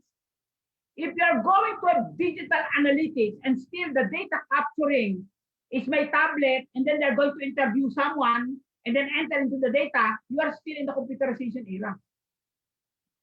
You are still in the computerization. You are only changing the format by making it in that form, but actually you are implementing a manual procedure, not transactional. You don't need an enumerator. Because if you're going to create the web apps that is made available for everyone to enter their information, then my friend, you are in the digital area. Or if you are not going to reinvent creating data, but just use the existing data that will be of value to you, acquiring it or buying it, then you are now in the digital area. I'll give you an example. Some people would say, John, we have problem about data about the Filipino. I said, you know what? You want to have a full data of 75 of the Filipino that is accurate, or 60% of Filipino data that is accurate, go to PhilHealth. Why? Because we pay PhilHealth, so therefore our data must be right. Government or private, they must have correct data about us. Why? Because we pay. And number two, the moment we go to the hospital, the information are information that is validated and verified by PhilHealth. So if you're looking for an accurate data of 70% of the Filipino, that is already the data. You want to know how many are employed in the Republic of the Philippines, establishing first how many are employed. And that data you can get from GSIS and SSS. Why? Because when you are employed, you are obligated by law to what? Because if not, the owner of that company or that agency will have a legal case. Unfortunately, you don't interface for data and use it because we are still in the computerization era. We are not in the digitalization era. That's the meaning of digital data, simplify the leadership. Imagine the COVID tracing. You go to all SM. They get their QR or their form. Can I get a data of how many people have entered SM today with 36 temperature? All SM. Can you provide that? Therefore, I will say that in this place, the symptom of COVID is not true relative to what? To people who entered in. And then connect the data of SM to all the COVID testing center who are in this data of SM who are now positive. Done. That is quick. Quick. Why? Because that data that was taken exactly, directly from the citizen is now connected to another data that provides the COVID infection status. Then meaningful is your stay safe. Meaningful is your COVID tracing. People will really use it. And it has value. Why? Because I am really safe. Because the moment they take the data, they connect it to another database of symptomatic and asymptomatic. And then SM will send me a text message. You were in our store today. And out of the 10 people, out of 1,000 people, there were 6 who are now positive. Can you please quarantine yourself? Oh, that is a true use of that data. That's the meaning of the second one. What's that, Sir John? Digital data simplify workforce performance and the result. The conversion of analog information in digital form. I remember a person who reacted to me one time in a conference because he was making a speech of how his agency has been transformed and turning into digital. And then I asked the person, sir, do you keep steel cabinet? Of course, John, because then I told him, so sir, you are not digitally transformed because the core of your data storage are steel cabinets. The moment those steel cabinets disappear and the core of your data storage is now the hard disk, the storage devices, then sir, you are now in the real world of digital transformation. Mula nun, na-block na ako dun sa agency yun. Ayaw na nila akong pabuti kasi daw nabastos ko yun. Sabi ko lang sa kanya, alam nyo, if you are a true resource person, you tell with honesty what is the truth of what you say. Never claim you are digital when 70% of your information are derived from a steel cabinet, derived from paper form, and never been translated into a meaningful transactional data, but encoded. Allah, encoded, because you are a disservice to your citizen. You cannot make decisions on the basis of the real data that you have captured. In the middle, you are manipulating it relative to the kind of information you want to put in the mouth of your PR person. That's still manual and computerized. The moment you go to the real digitalization, you can never fake. You can never make a workaround or make retoque because the information is so clear, so crisp, so real and direct because they are the principle that governs computer digitalization. It makes the information with integrity, meaning accuracy and images. And it makes the information to be coming from the authorized person to share it, to use it, and to create it. And three, you make it available. You make it. If not, then boss, you are not in digitalization. So what is a digital transformation project? Sir John, we are going to have a conference. Okay, please don't talk of digital transformation project, which is actually computerization project. Because the digital transformation project, okay, is simply the digitalization of operations. You can never say you are an efficient and effective accounting system, accounting, when it is not digitalized in operation. Digitalization of operation. What does it mean? That is why the e-government master plan of the Republic of the Philippines is in the digitalization of government operation. Do you know that the digitalization of government operation is a law? It's a law that DICT must create and implementing rules and regulations in RA 10844. And do you know, it is also a requirement of RA 11032 If you do not observe the requirement for no contact policy and automation of your business process, you are violating RA 11032, the anti-red tape and the government efficient service. The old ARTA law is already revised by RA 11032, and integral to that law is no contact policy, meaning electronic business transaction and automation end-to-end. So if your government agency is not doing that, you are violating RA 11032. You are lucky that there is no someone in your agency who have the nerve to file a case in the ARTA authority. That is in the law. Very specified requirement. Number two, my friend, is the digital service development. From now on, when an agency of government or business will offer a service, from the start, it is already digital, no manual. From the start, the service is designed to be digital. It will talk to the customer digital. It will deliver to the customer digital. So that is the move.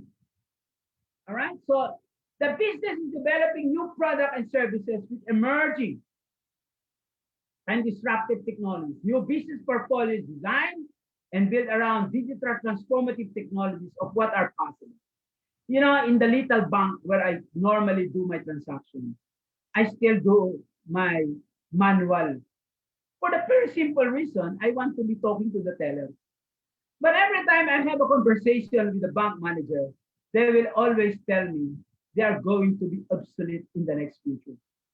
The moment the internet banking and the digital bank, which is now a legal, legitimate way of setting up a business on banking, digital banking, my friend, that will change the world completely. Imagine you don't need to be in a physical bank to open an account. And you don't even have an address, physical address of a bank in order to do your transaction. The whole world of digital banking. It is now here. So that's the meaning of digital service development. That is why I am imagining 2 years from now to see a university that is digital university. That is possible because it is now being done in other countries. The digital university that offers training, curriculum, exam, certificate without a person flying, traveling.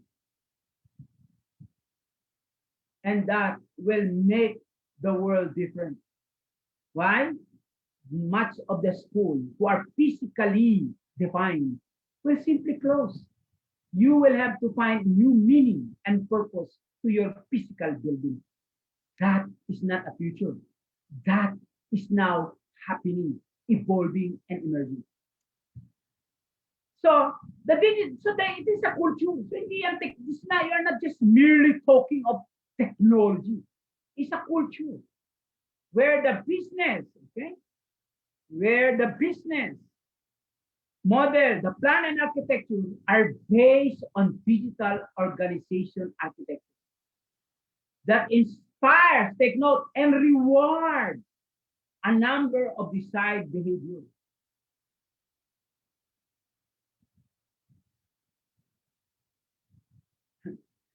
I like this person. I have a problem on something 2 weeks ago. And then I called this person and I said, "Sir, are you in your office?" "No, John. I am right now in my house. And I've never reported in my office for almost 2 years." "Huh? No, I'm not." "Why?" "I am a signing authority. So I follow all the transaction online. And if they're going to send me now the final document or contracts that I'm going to sign, I have a digital signature protected by DICT, PKI. So they send it to me, I review it, and then after that, I attach my digital signature." And if the lawyer still wants my physical signature, make the lawyer come to my house and I will sign it. It means my lawyer does not understand the culture of digital transformation. Live to boss. This is a live experience. He has never reported to his office because he has embraced the digital first culture. So he is now a person who can really claim he is really working from home. And he is producing results because the transaction is being done digitally. Okay? Then it requires workforce with sense of psychological safety. If you're still doubting whether digital is secure, then my friend, you can never be in digital. Digital savvy and enough to execute digital first approach. Like today, all government is required to go cloud computing. You will find IT director, safe ba yan? Is it secure? If that is your attitude, you will be left behind. Because the world is already in the cloud computing. They trust Amazon. They trust Azure. They trust Google Cloud. And now they even trust Alibaba Cloud and Huawei Cloud. So, the moment you say, secure ba data namin, John? Will our data be protected? Meaning the person talking does not know cloud computing, period.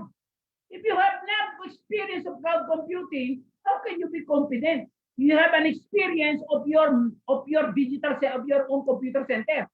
That's why you're secure in your computer center. Meaning you do not have an experience on cloud computing.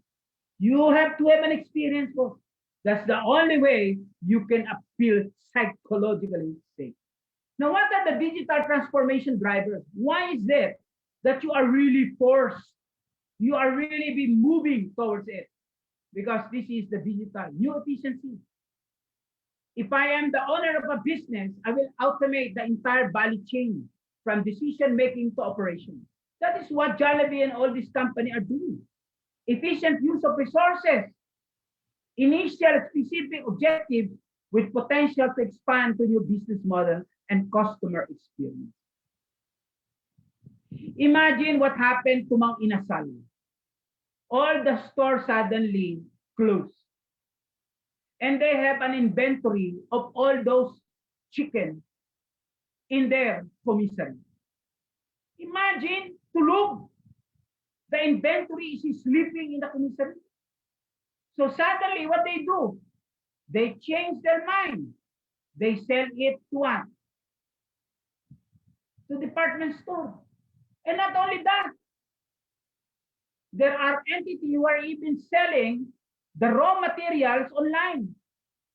Oh, now the stock in the commissary suddenly disappeared. But they have to change the modality of their efficiency.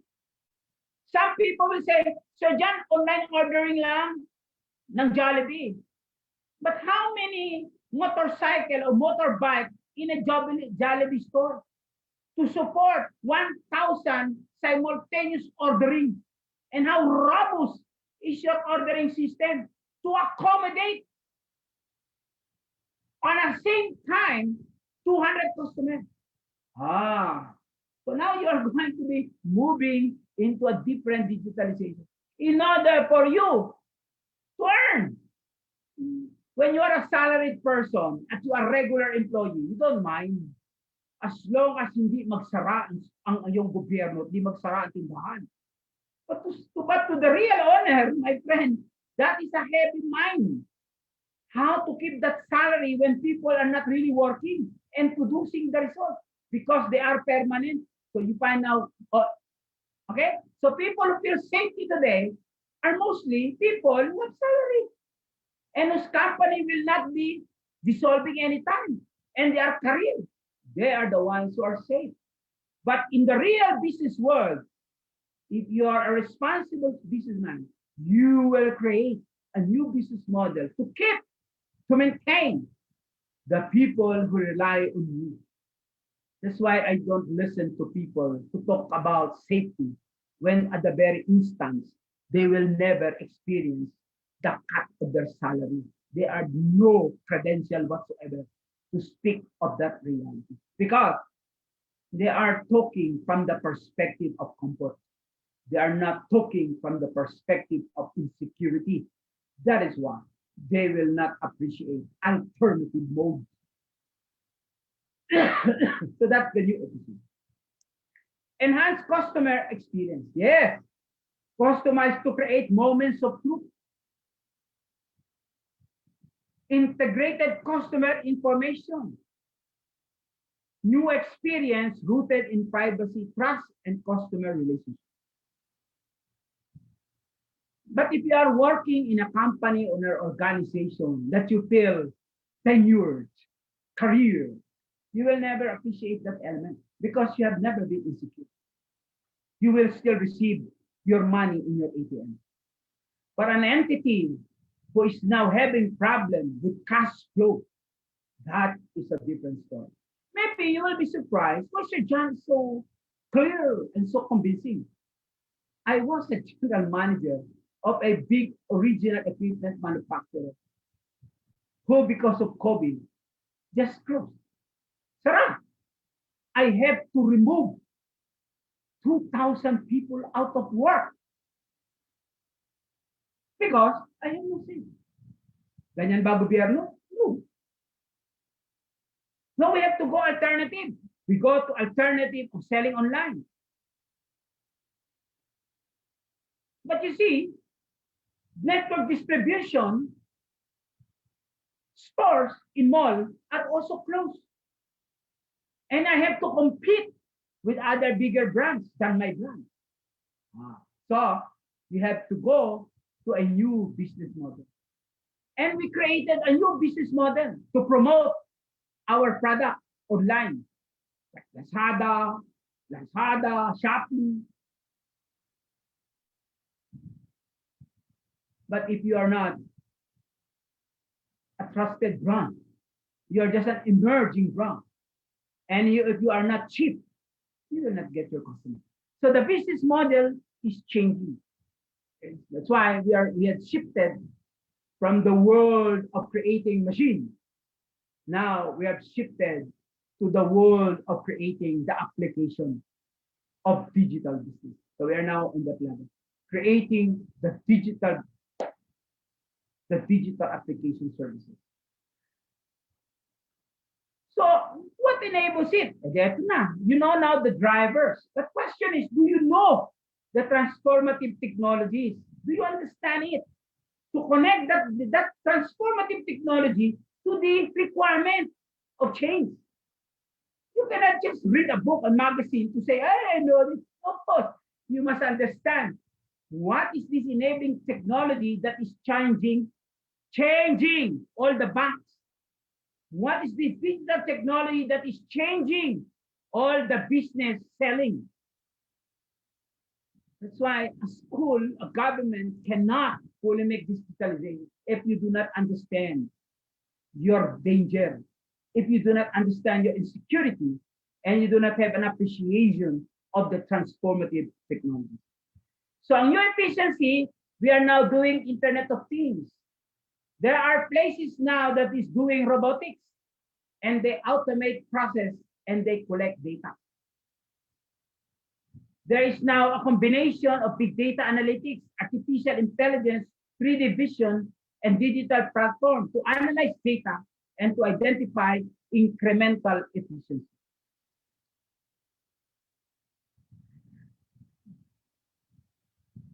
And then enhance the customer experience. So all the talk on big data analytics.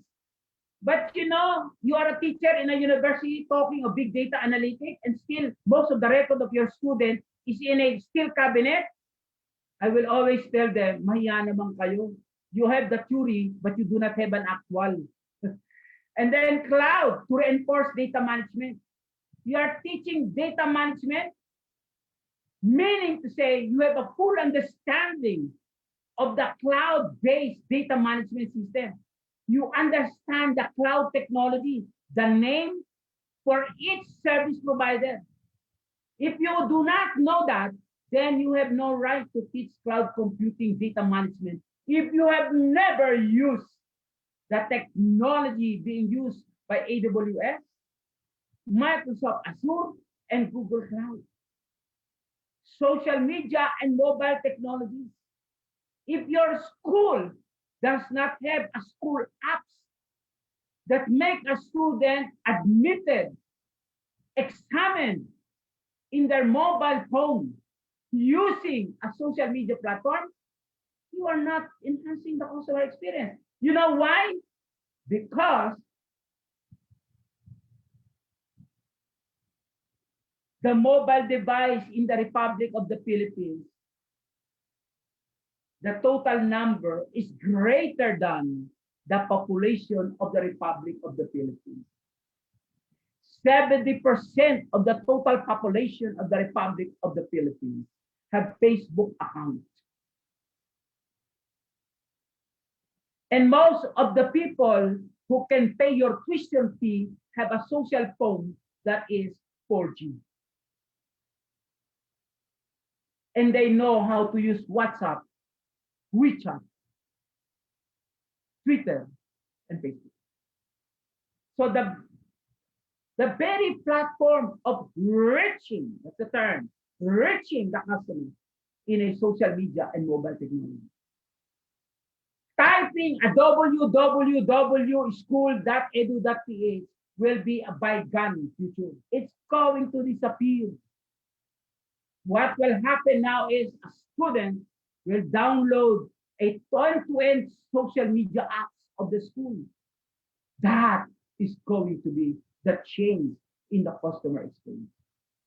Then big data analytics to identify new area, social media, and mobile technology. All right?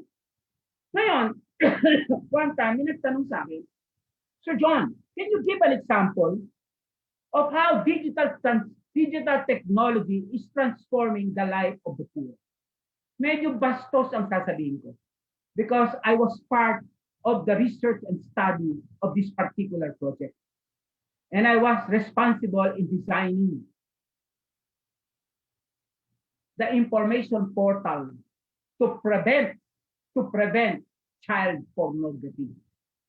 I was commissioned then by an agency to create the framework on how to stop child pornography through a digital portal. And part of it, I have to study to find out what is the motivation. Why is it? In places like Cordoba, Cebu, places somewhere in Butuan, places somewhere in this place, they are considered globally as the source of child pornography. Interpol knows that those places are locations of child pornography in the Philippines. And they are monitoring. NBI and police will always get information from Interpol of the commission of online child pornography in Mindanao, in the Visayas, and somewhere in the northern Luzon. Why? Very simple. You go to these places, you will see three things. There is a branch of Western Union. The internet is 4G. And you will find laptop and high-end mobile phones in many houses. Those are the three elements. That's why there is a municipality in Cebu. All laptops must be registered, to the municipality because they became famous as a child pornography capital of the world. I will not name the name of the place. And then number two, Western Union. Online payment. Somewhere in Europe, you have a customer, you have shown your body, then the moment it is now remitted to your Western Union account. Fast! Imagine, $2. That is 10 euro. Imagine, boom! The next day, the family of that child will have that money to Western Union. So that is how transformative technology is enabling. Kaya dalawa ho yan eh. And digital transformation can enable the good in the human being. It can also enable, all right, the bad side of the human being in order to have that very simple item. Ano yun, Sir John? Pera. Money. Money. No, hindi ako mukhang pera, Sir John. Yeah, you are not mukhang pera. You don't look like a money, but you need money. And you have to find a way by which you can acquire it to have it. Either you do it in the traditional good way, or you do it in another way. You find out what sells. Depende ng buhay. What sells? Anong may benta na magbibigay sila ng pera? And many people, their only capital is their human body. And please, don't prejudge them, because that is what they only have. And they are lucky to have the technology that makes them sell online. And you are lucky that there is a law in the Philippines that forbids it. But still, online pornography and online dating, the Philippines is high rating in the world. Then people will say, Sir John, magbago lang internet. You are making me laughing again. How can this pornographer do business in the Philippines if internet is very weak in Butuan or in Cordoba, Cebu? I have seen it. Because your PLDT and Globe will only set up a tower when there is a high cell traffic. If there is no cell high traffic, they will never care to put an antenna there. But if there is a high traffic of use, then you have a lot of cost. I remember when the first smart dangling device that you put in the middle, I was the first customer of that dangling device. Many people wanted dangle device, wireless. Why? Wherever they are, they can have now internet. Unfortunately, at that time, PLDT Smart only have a very limited tower. And I did have problem. So it's a full business model. So what prepares you? What's prepared? Lalo if you are a teacher and you are in the academy, how are you preparing your student to that context of digital transformation? Again, this is not from John Macasio. This is from the Digital Practitioner Body Notes. And the answer, John, digital fundamentals. If you are teaching computer science today, you must be teaching digital fundamentals, meaning the digital context, digital value methods, the digital stack, and the digital lifestyle. If that is not your language, you are in the computerization era. You are not in the digital era. Because if you are in the digital era, you teach digital context, digital value methods, the digital stack, and the digital lifestyle. And you have a full understanding of the digital infrastructure. The principle, the virtualization, very important. If you're a computer instruction and you have never experienced the virtualization technology, boss, start learning. Then configuration management and infrastructure as a code. Today, you see infrastructure network in a physical format. That configuration will no longer be physical in the point of view of network administrator. It is now a code. And then securing infrastructure.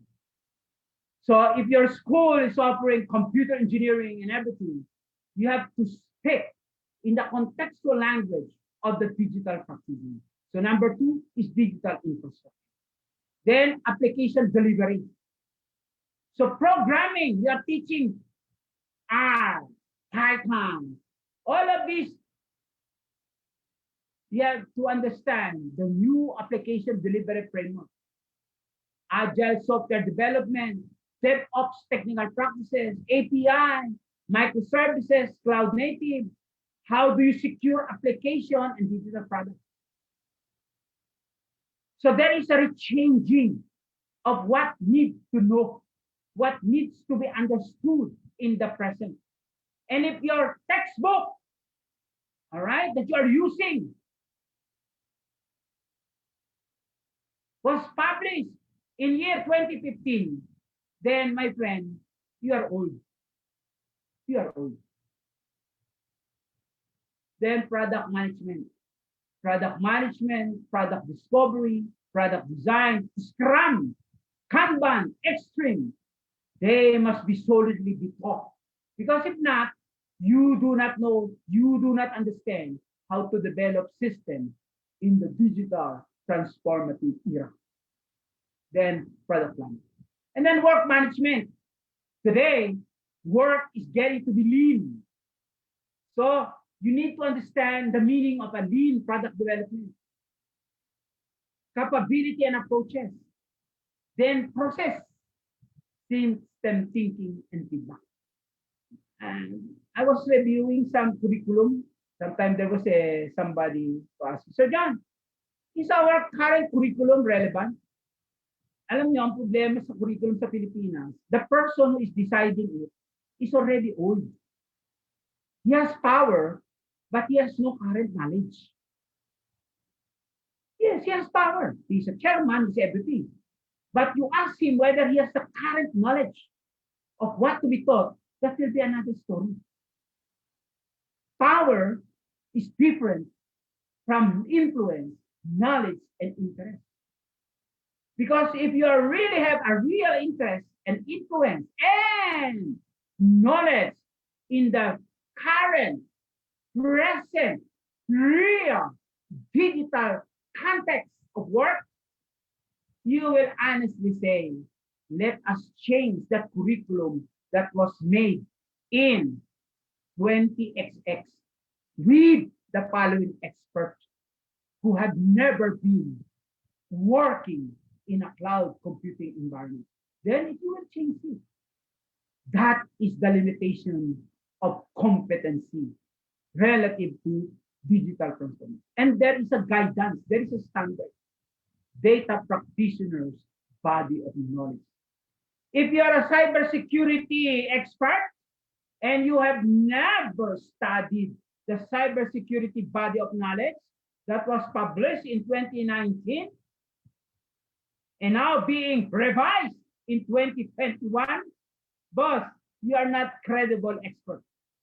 One, because those guidance has already aggregated all the available knowledge in different parts of practice and then come up with a consolidated common understanding of the work, not the speech, but the work. So if you're cybersecurity, please study Cybersecurity Body of Knowledge by Bristol, Cyborg. Okay? Next, my friend, is the operation management. Defining operation management, monitoring and telemetry, operational response, operations-driven product demand. If you are teaching system development and you have no appreciation of operation management, today you have to, because system development is contextualized to what? To operation. And then coordination process. Today, you cannot be standing alone. You cannot claim an expertise of your expertise. Why? Because you are as limited by what you know and by your experience. And there may be others who are small in the organization, but that very person is the core of the knowledge, coordination, principle, and technique. That represents an agile organization, not a structural, hierarchical organization. The structural and hierarchical organization is going to be eliminated by a new framework called agile and adaptive. Coordination, execution, and delivery models. Process management, process control, and continuous improvement. Then you have to understand investment and portfolio. You have to understand money. Just knowing programming is meaningless kung hindi mo maintindihan kung paano magkapera. You studied Python, but how do you get money from studying Python? Digital sourcing and contract. Today, the work is freelance. The way is outsourced. Many digital workers does not want to have permanent job. They don't want to have they are not longing anymore for retention, but they are building their knowledge portfolio to be outsourced. and they go for someone who can respect their capability for a good service contract. That is the future. Then portfolio management, then the digital product or service catalog, and then project management. If your students are not designed for digital sourcing, you have to make them design for digital sourcing, because the future is digital sourcing. That's why I was happy when DICT MC1, 2, and 3 started that very program, started Nilapao, related to outsourcing, work from home, having your own business in your own home on digital. That is the future. And you, students, must be prepared to be happy working in their digital workspace. The workspace are now borrowed. Starbucks has become a borrowed workspace for the connection and for the coffee. That is the future of work. Then organization and culture. Structuring human resource industry framework. And then very important, governance, risk, security, and compliance. Your student must know the law, must know the standard. And if you are an IT director, you must understand purely the reference for assurance and audit. If not, boss, you are not good. And if an IT director cannot operate the right thing to do from the references of globally acceptable standards, and he does not understand how to manage an IT service using ISO 20000, ISO 3500, then that IT director does not know his job in the present digital context of work. Because today, what will make you relevant and valuable is your ability to implement the common standard that is accepted as a valid, verifiable reference that you are doing the right thing to do. Do you know that people, professionals today, are no longer competing who is the best, the better, or the good? The competition starts with what? Knowing the right thing to do and to do the right thing right. That is where the competition begins. Those who are left behind are those who fail to realize the value of standards and regulation in creating product and service. Now, the best, the better, and the good only happens when you have mastered the use of the standard. Because the moment you have mastered it, you are going to create a new standard that is going to match the new reality created by what? Created by using it. That's why I said the creator is created by his creator. That is the only time you will say he is good. Why? Because he has changed everything. The standard is now improved. And he has mastered that standard to claim that he is now the good, the better, or the best. So that is the meaning of compliance. And then information management, information and value, analytics, agile information system, and all the information management. Then architecture. Yeah, you cannot. If you don't understand architecture, sabi nga nila, you will never understand something if you cannot draw it. And you cannot improve something if you have not properly indicated the measurement. I repeat, you cannot improve something if you have not fully, clearly defined the metrics. And you will never be clearly explaining something if you cannot draw it in your mind. There must be a drawing. There must be an architectural reference. And number 2, all right? So the digital content of network society. We live in a network, so this is now our present. Even if you are 61 years old, like me, our existence is determined by wireless connectivity. We exist because of wireless connectivity. Common platform, standard process, agile organization, mobile access, shared data, social application, artificial intelligence, robots, automation, cybersecurity of digital technology. That is the meaning today, to live in a network society, to be in a community, in a country, in a company that is driven by digital transformation and being supported by digital transformative technology. The social structure groups are organized around digital information network. Imagine you will never know anymore what's happening in the Philippines if you do not have a Facebook account where every day you will hear Harry Robbins and telling all his stories. And then you will never find a life today with your friends unless you are in a digital connection, in a digital relationship. Today, you will never call yourself intellectual, if you do not have access to the actual person who is creating the knowledge. Actual person of the knowledge. Imagine, it's a whole stretch of a different thing. And the Philippines in the Digital 2020 report, read it, my friend. You will know the context of what we call digital transformation in the Philippines. Digital 2020 report. Ano itsura nun, Sir John? The Digital 20 episode. This is the document being used by people who are going to make business using digital technology in the Philippines.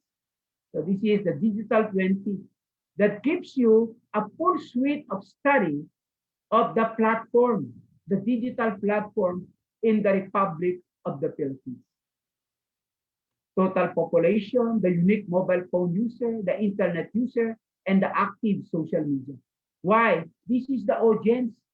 If you are going to sell online, and if you are going to introduce online learning in the Philippines, you have to understand the unique mobile phone user, internet, and the active social user. And what is the profile in the Philippines? What is the profile in the Philippines?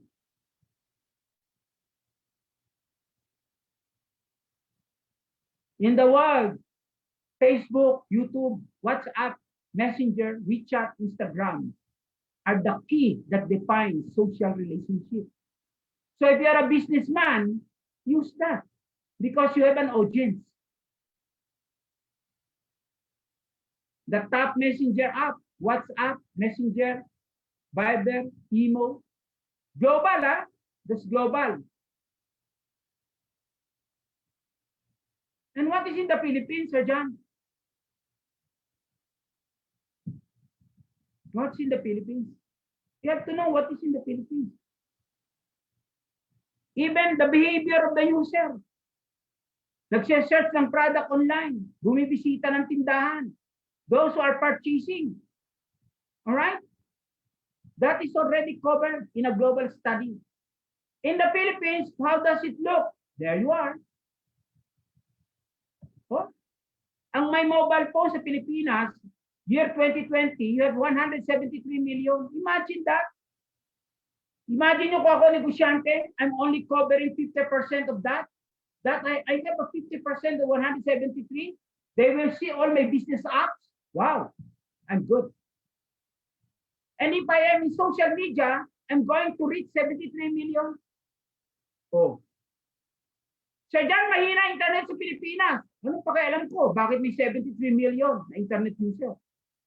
Kaya mahina kayo mabagal yan, I have an audience if I am a businessman. And what is the digital growth? Imagine, ang mobile phone is plus 28%. So, sa 2021, dagdagan mo ng 28%, 22, 23, yung total population base. So I'm getting a real connection with my audience, 8.6.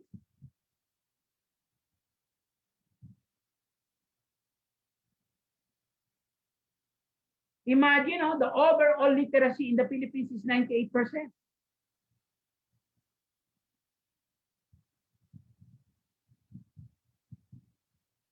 If I am a businessman going to invest for online marketing in the Philippines, this is my data. And if you are a government delivering services, and if you are a school delivering services, this must help you to make an investment for digital transformation.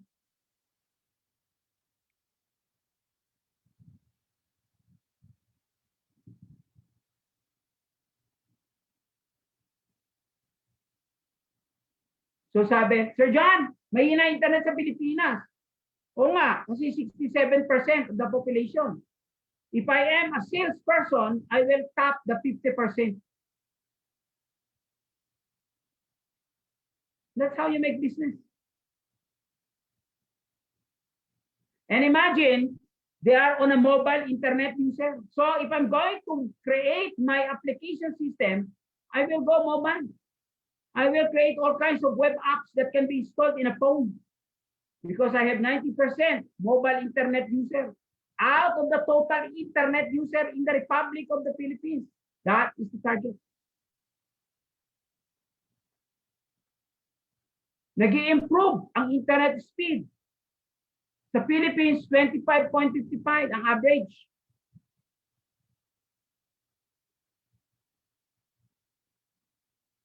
Malaki ang percentage sa mobile phone. At sa Philippines, marami ang bumibisita sa Google.com, Facebook, YouTube. At alam ba ninyo, the Philippines is top-notcher sa pornography, Pornhub.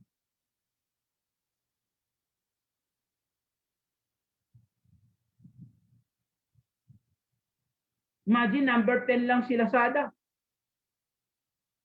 Compare mo kay Pornhub. Visited.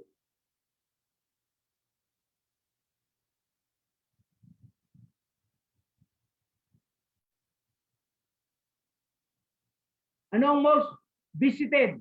Most visited. Google, YouTube, ABS. Kaya even if ABS-CBN has no franchise, still living because number 3 in the most visited. Sa news naman, Inquirer, Facebook, GMA, si Lazada, buhay pa rin. Alright? So if I am a negosyante, I will make myself available in YouTube.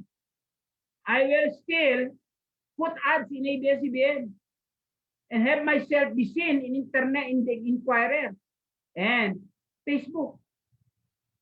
And if I'm going to have my online store in the Republic of the Philippines, I will use the Lazada cloud services where I can set up my e-store.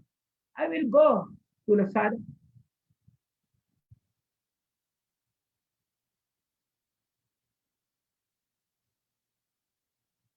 And imagine, 98% who goes online goes for video, goes to bilag, music. So I will go to all the sites in the internet that the Filipino is visiting to tell them I am John Macasio and I'm selling something.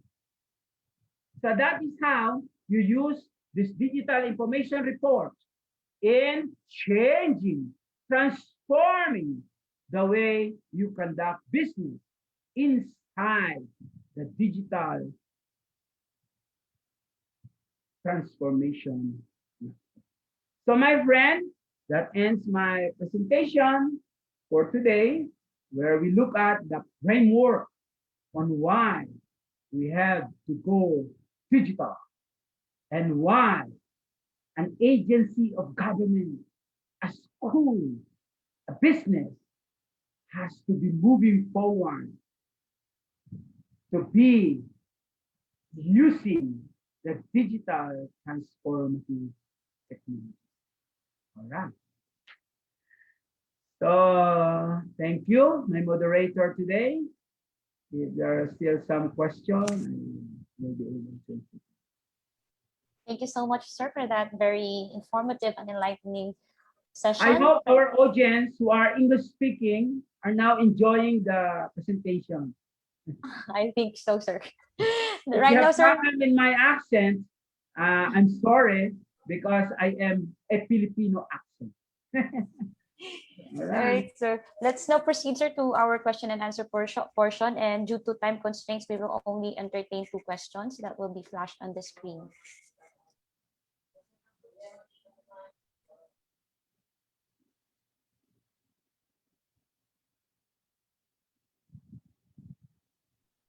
Can we now flash the first question?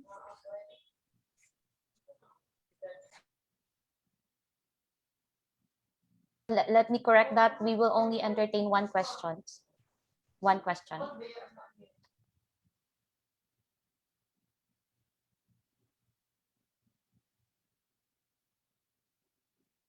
How do you motivate your senior faculty member? The answer is give them a good compensation to retire. That is how business is motivating their seniors. Give them a good retirement benefit, a good separation. If not, you will not. You don't force someone to be something that cannot be. That is the strategy of business. I remember when I was computerizing a university, we find our personnel does not want computerization. So what the owner did is to give them a good retirement package, a good separation package that they cannot refuse. That's the only way, boss. Because it will be expensive to motivate those who are not adaptable to the digital technology. That is the strategy. That is why when CICT was created, all right, the problem was they were retaining people who are still in the COBOL age and who still speak on a COBOL age. But unfortunately, rationalization and retrenchment did not happen. Because in the Philippines, we always say, kawawa naman. But in other countries that are moving forward their digitalization right, they simply give them a good life retired. Bigyan lang madam pera. And that is called investment. Don't invest correcting someone that cannot be corrected. That is the strategy. Take it from me, who have done it many times.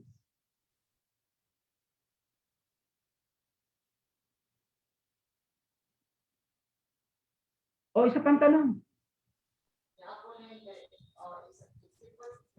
Can we flash another question? Last question. Yung ibang question, you can ask it also tomorrow before I start. So that we still have, so that we, okay? O anyone gustong magsalita?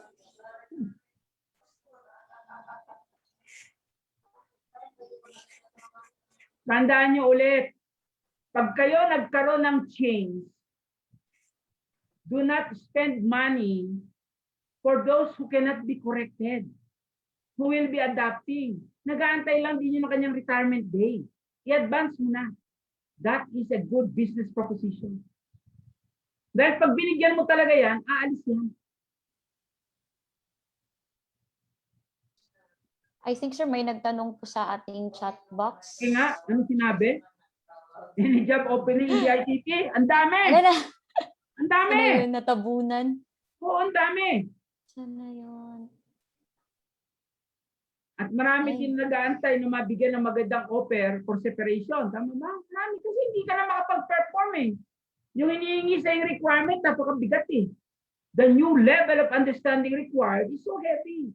So heavy. Imagine, the moment na migrate ang lahat ng gobyerno sa cloud computing, imagine, you need to know now the whole standard on cloud computing. You are going to retire all your knowledge about programming that is contextualized in a on-site system. Imagine. And if you're a network administrator, today you're no longer be managing a physical structure. You are going to be managing a code. That will be different. Sabi ni Sir, di ayahay, yun mo talaga dapat. At the end of the day, maging ayahay ang buhay. Hindi tayo mamamatay na ang dami nating iniisip pa. Hindi dapat. Kaya ang ganda ni COVID eh. Inisnatch niya ang breath mo, then afterwards, sunog ka na, you're no one ash. Di walang laban, then wala nang makakapagbigay ng speech. Imagine mo, how life has changed. COVID, snatch the breath, and then burn. You're dead. That's it. All right? Hello po, Sir John. Oh, I think po we're run out of time na po, sir. all And may right. last activity pa Thank po you very tayo. much. See you all tomorrow. And I hope you are all safe. Bye-bye. Thank you so much for sharing your expertise with us, sir, today. See you tomorrow po.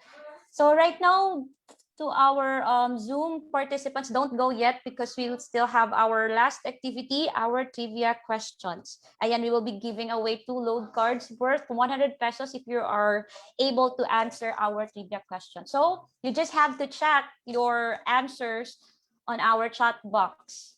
Right? We have someone from the team na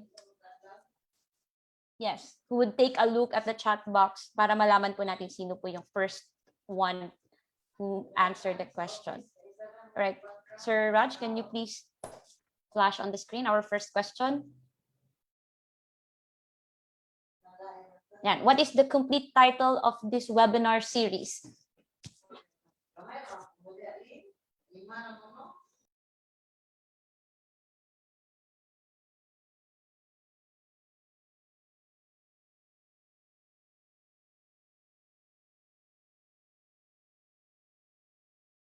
May winner na po ata tayo, sir.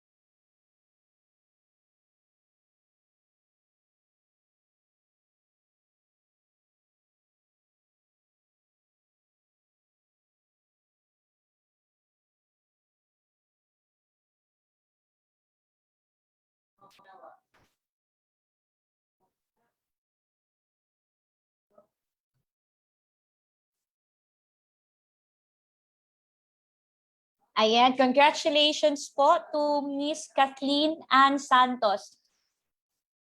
So siya po yung unang naka-answer. So ma'am, please chat yung privately your email address because that's how we give or send to you the pin for the load card. And okay, congratulations po, you won a 100 peso worth of load. So next question, sir.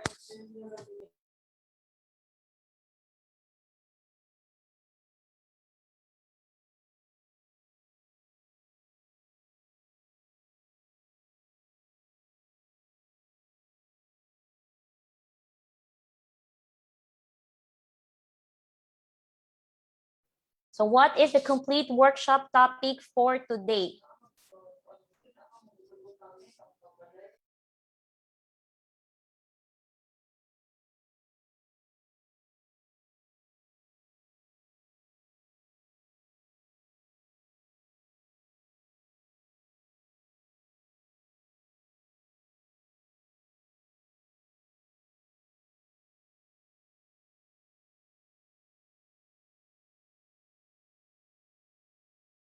The answer is digital transformation framework. So do we have a winner yet?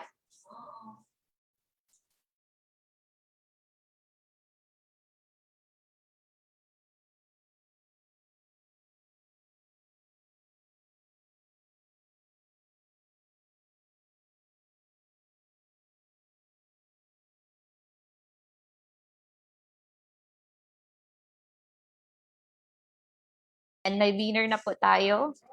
So congratulations, Mr. James Lee Avendano. You won 100 pesos worth of load. Yan, sir. Kindly chat, sir, your email address. So you may chat it privately po. So maraming salamat po sa lahat. Thank you so much for spending your time with us. So tomorrow, we will still be having another session, same time, 2 p.m. to 5 p.m. So evaluation link for our Zoom participants. So you don't have to answer a daily evaluation. You will have a single evaluation on the 16th. So however, if you are joining through Facebook Live, napin na po natin ang ating evaluation link on the comment section, and that would be available until 12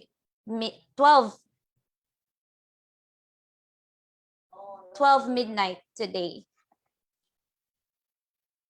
So only those joining from Facebook on Facebook Live will have to accomplish our daily evaluation. Ayan. Thank you so much po, and have a great one.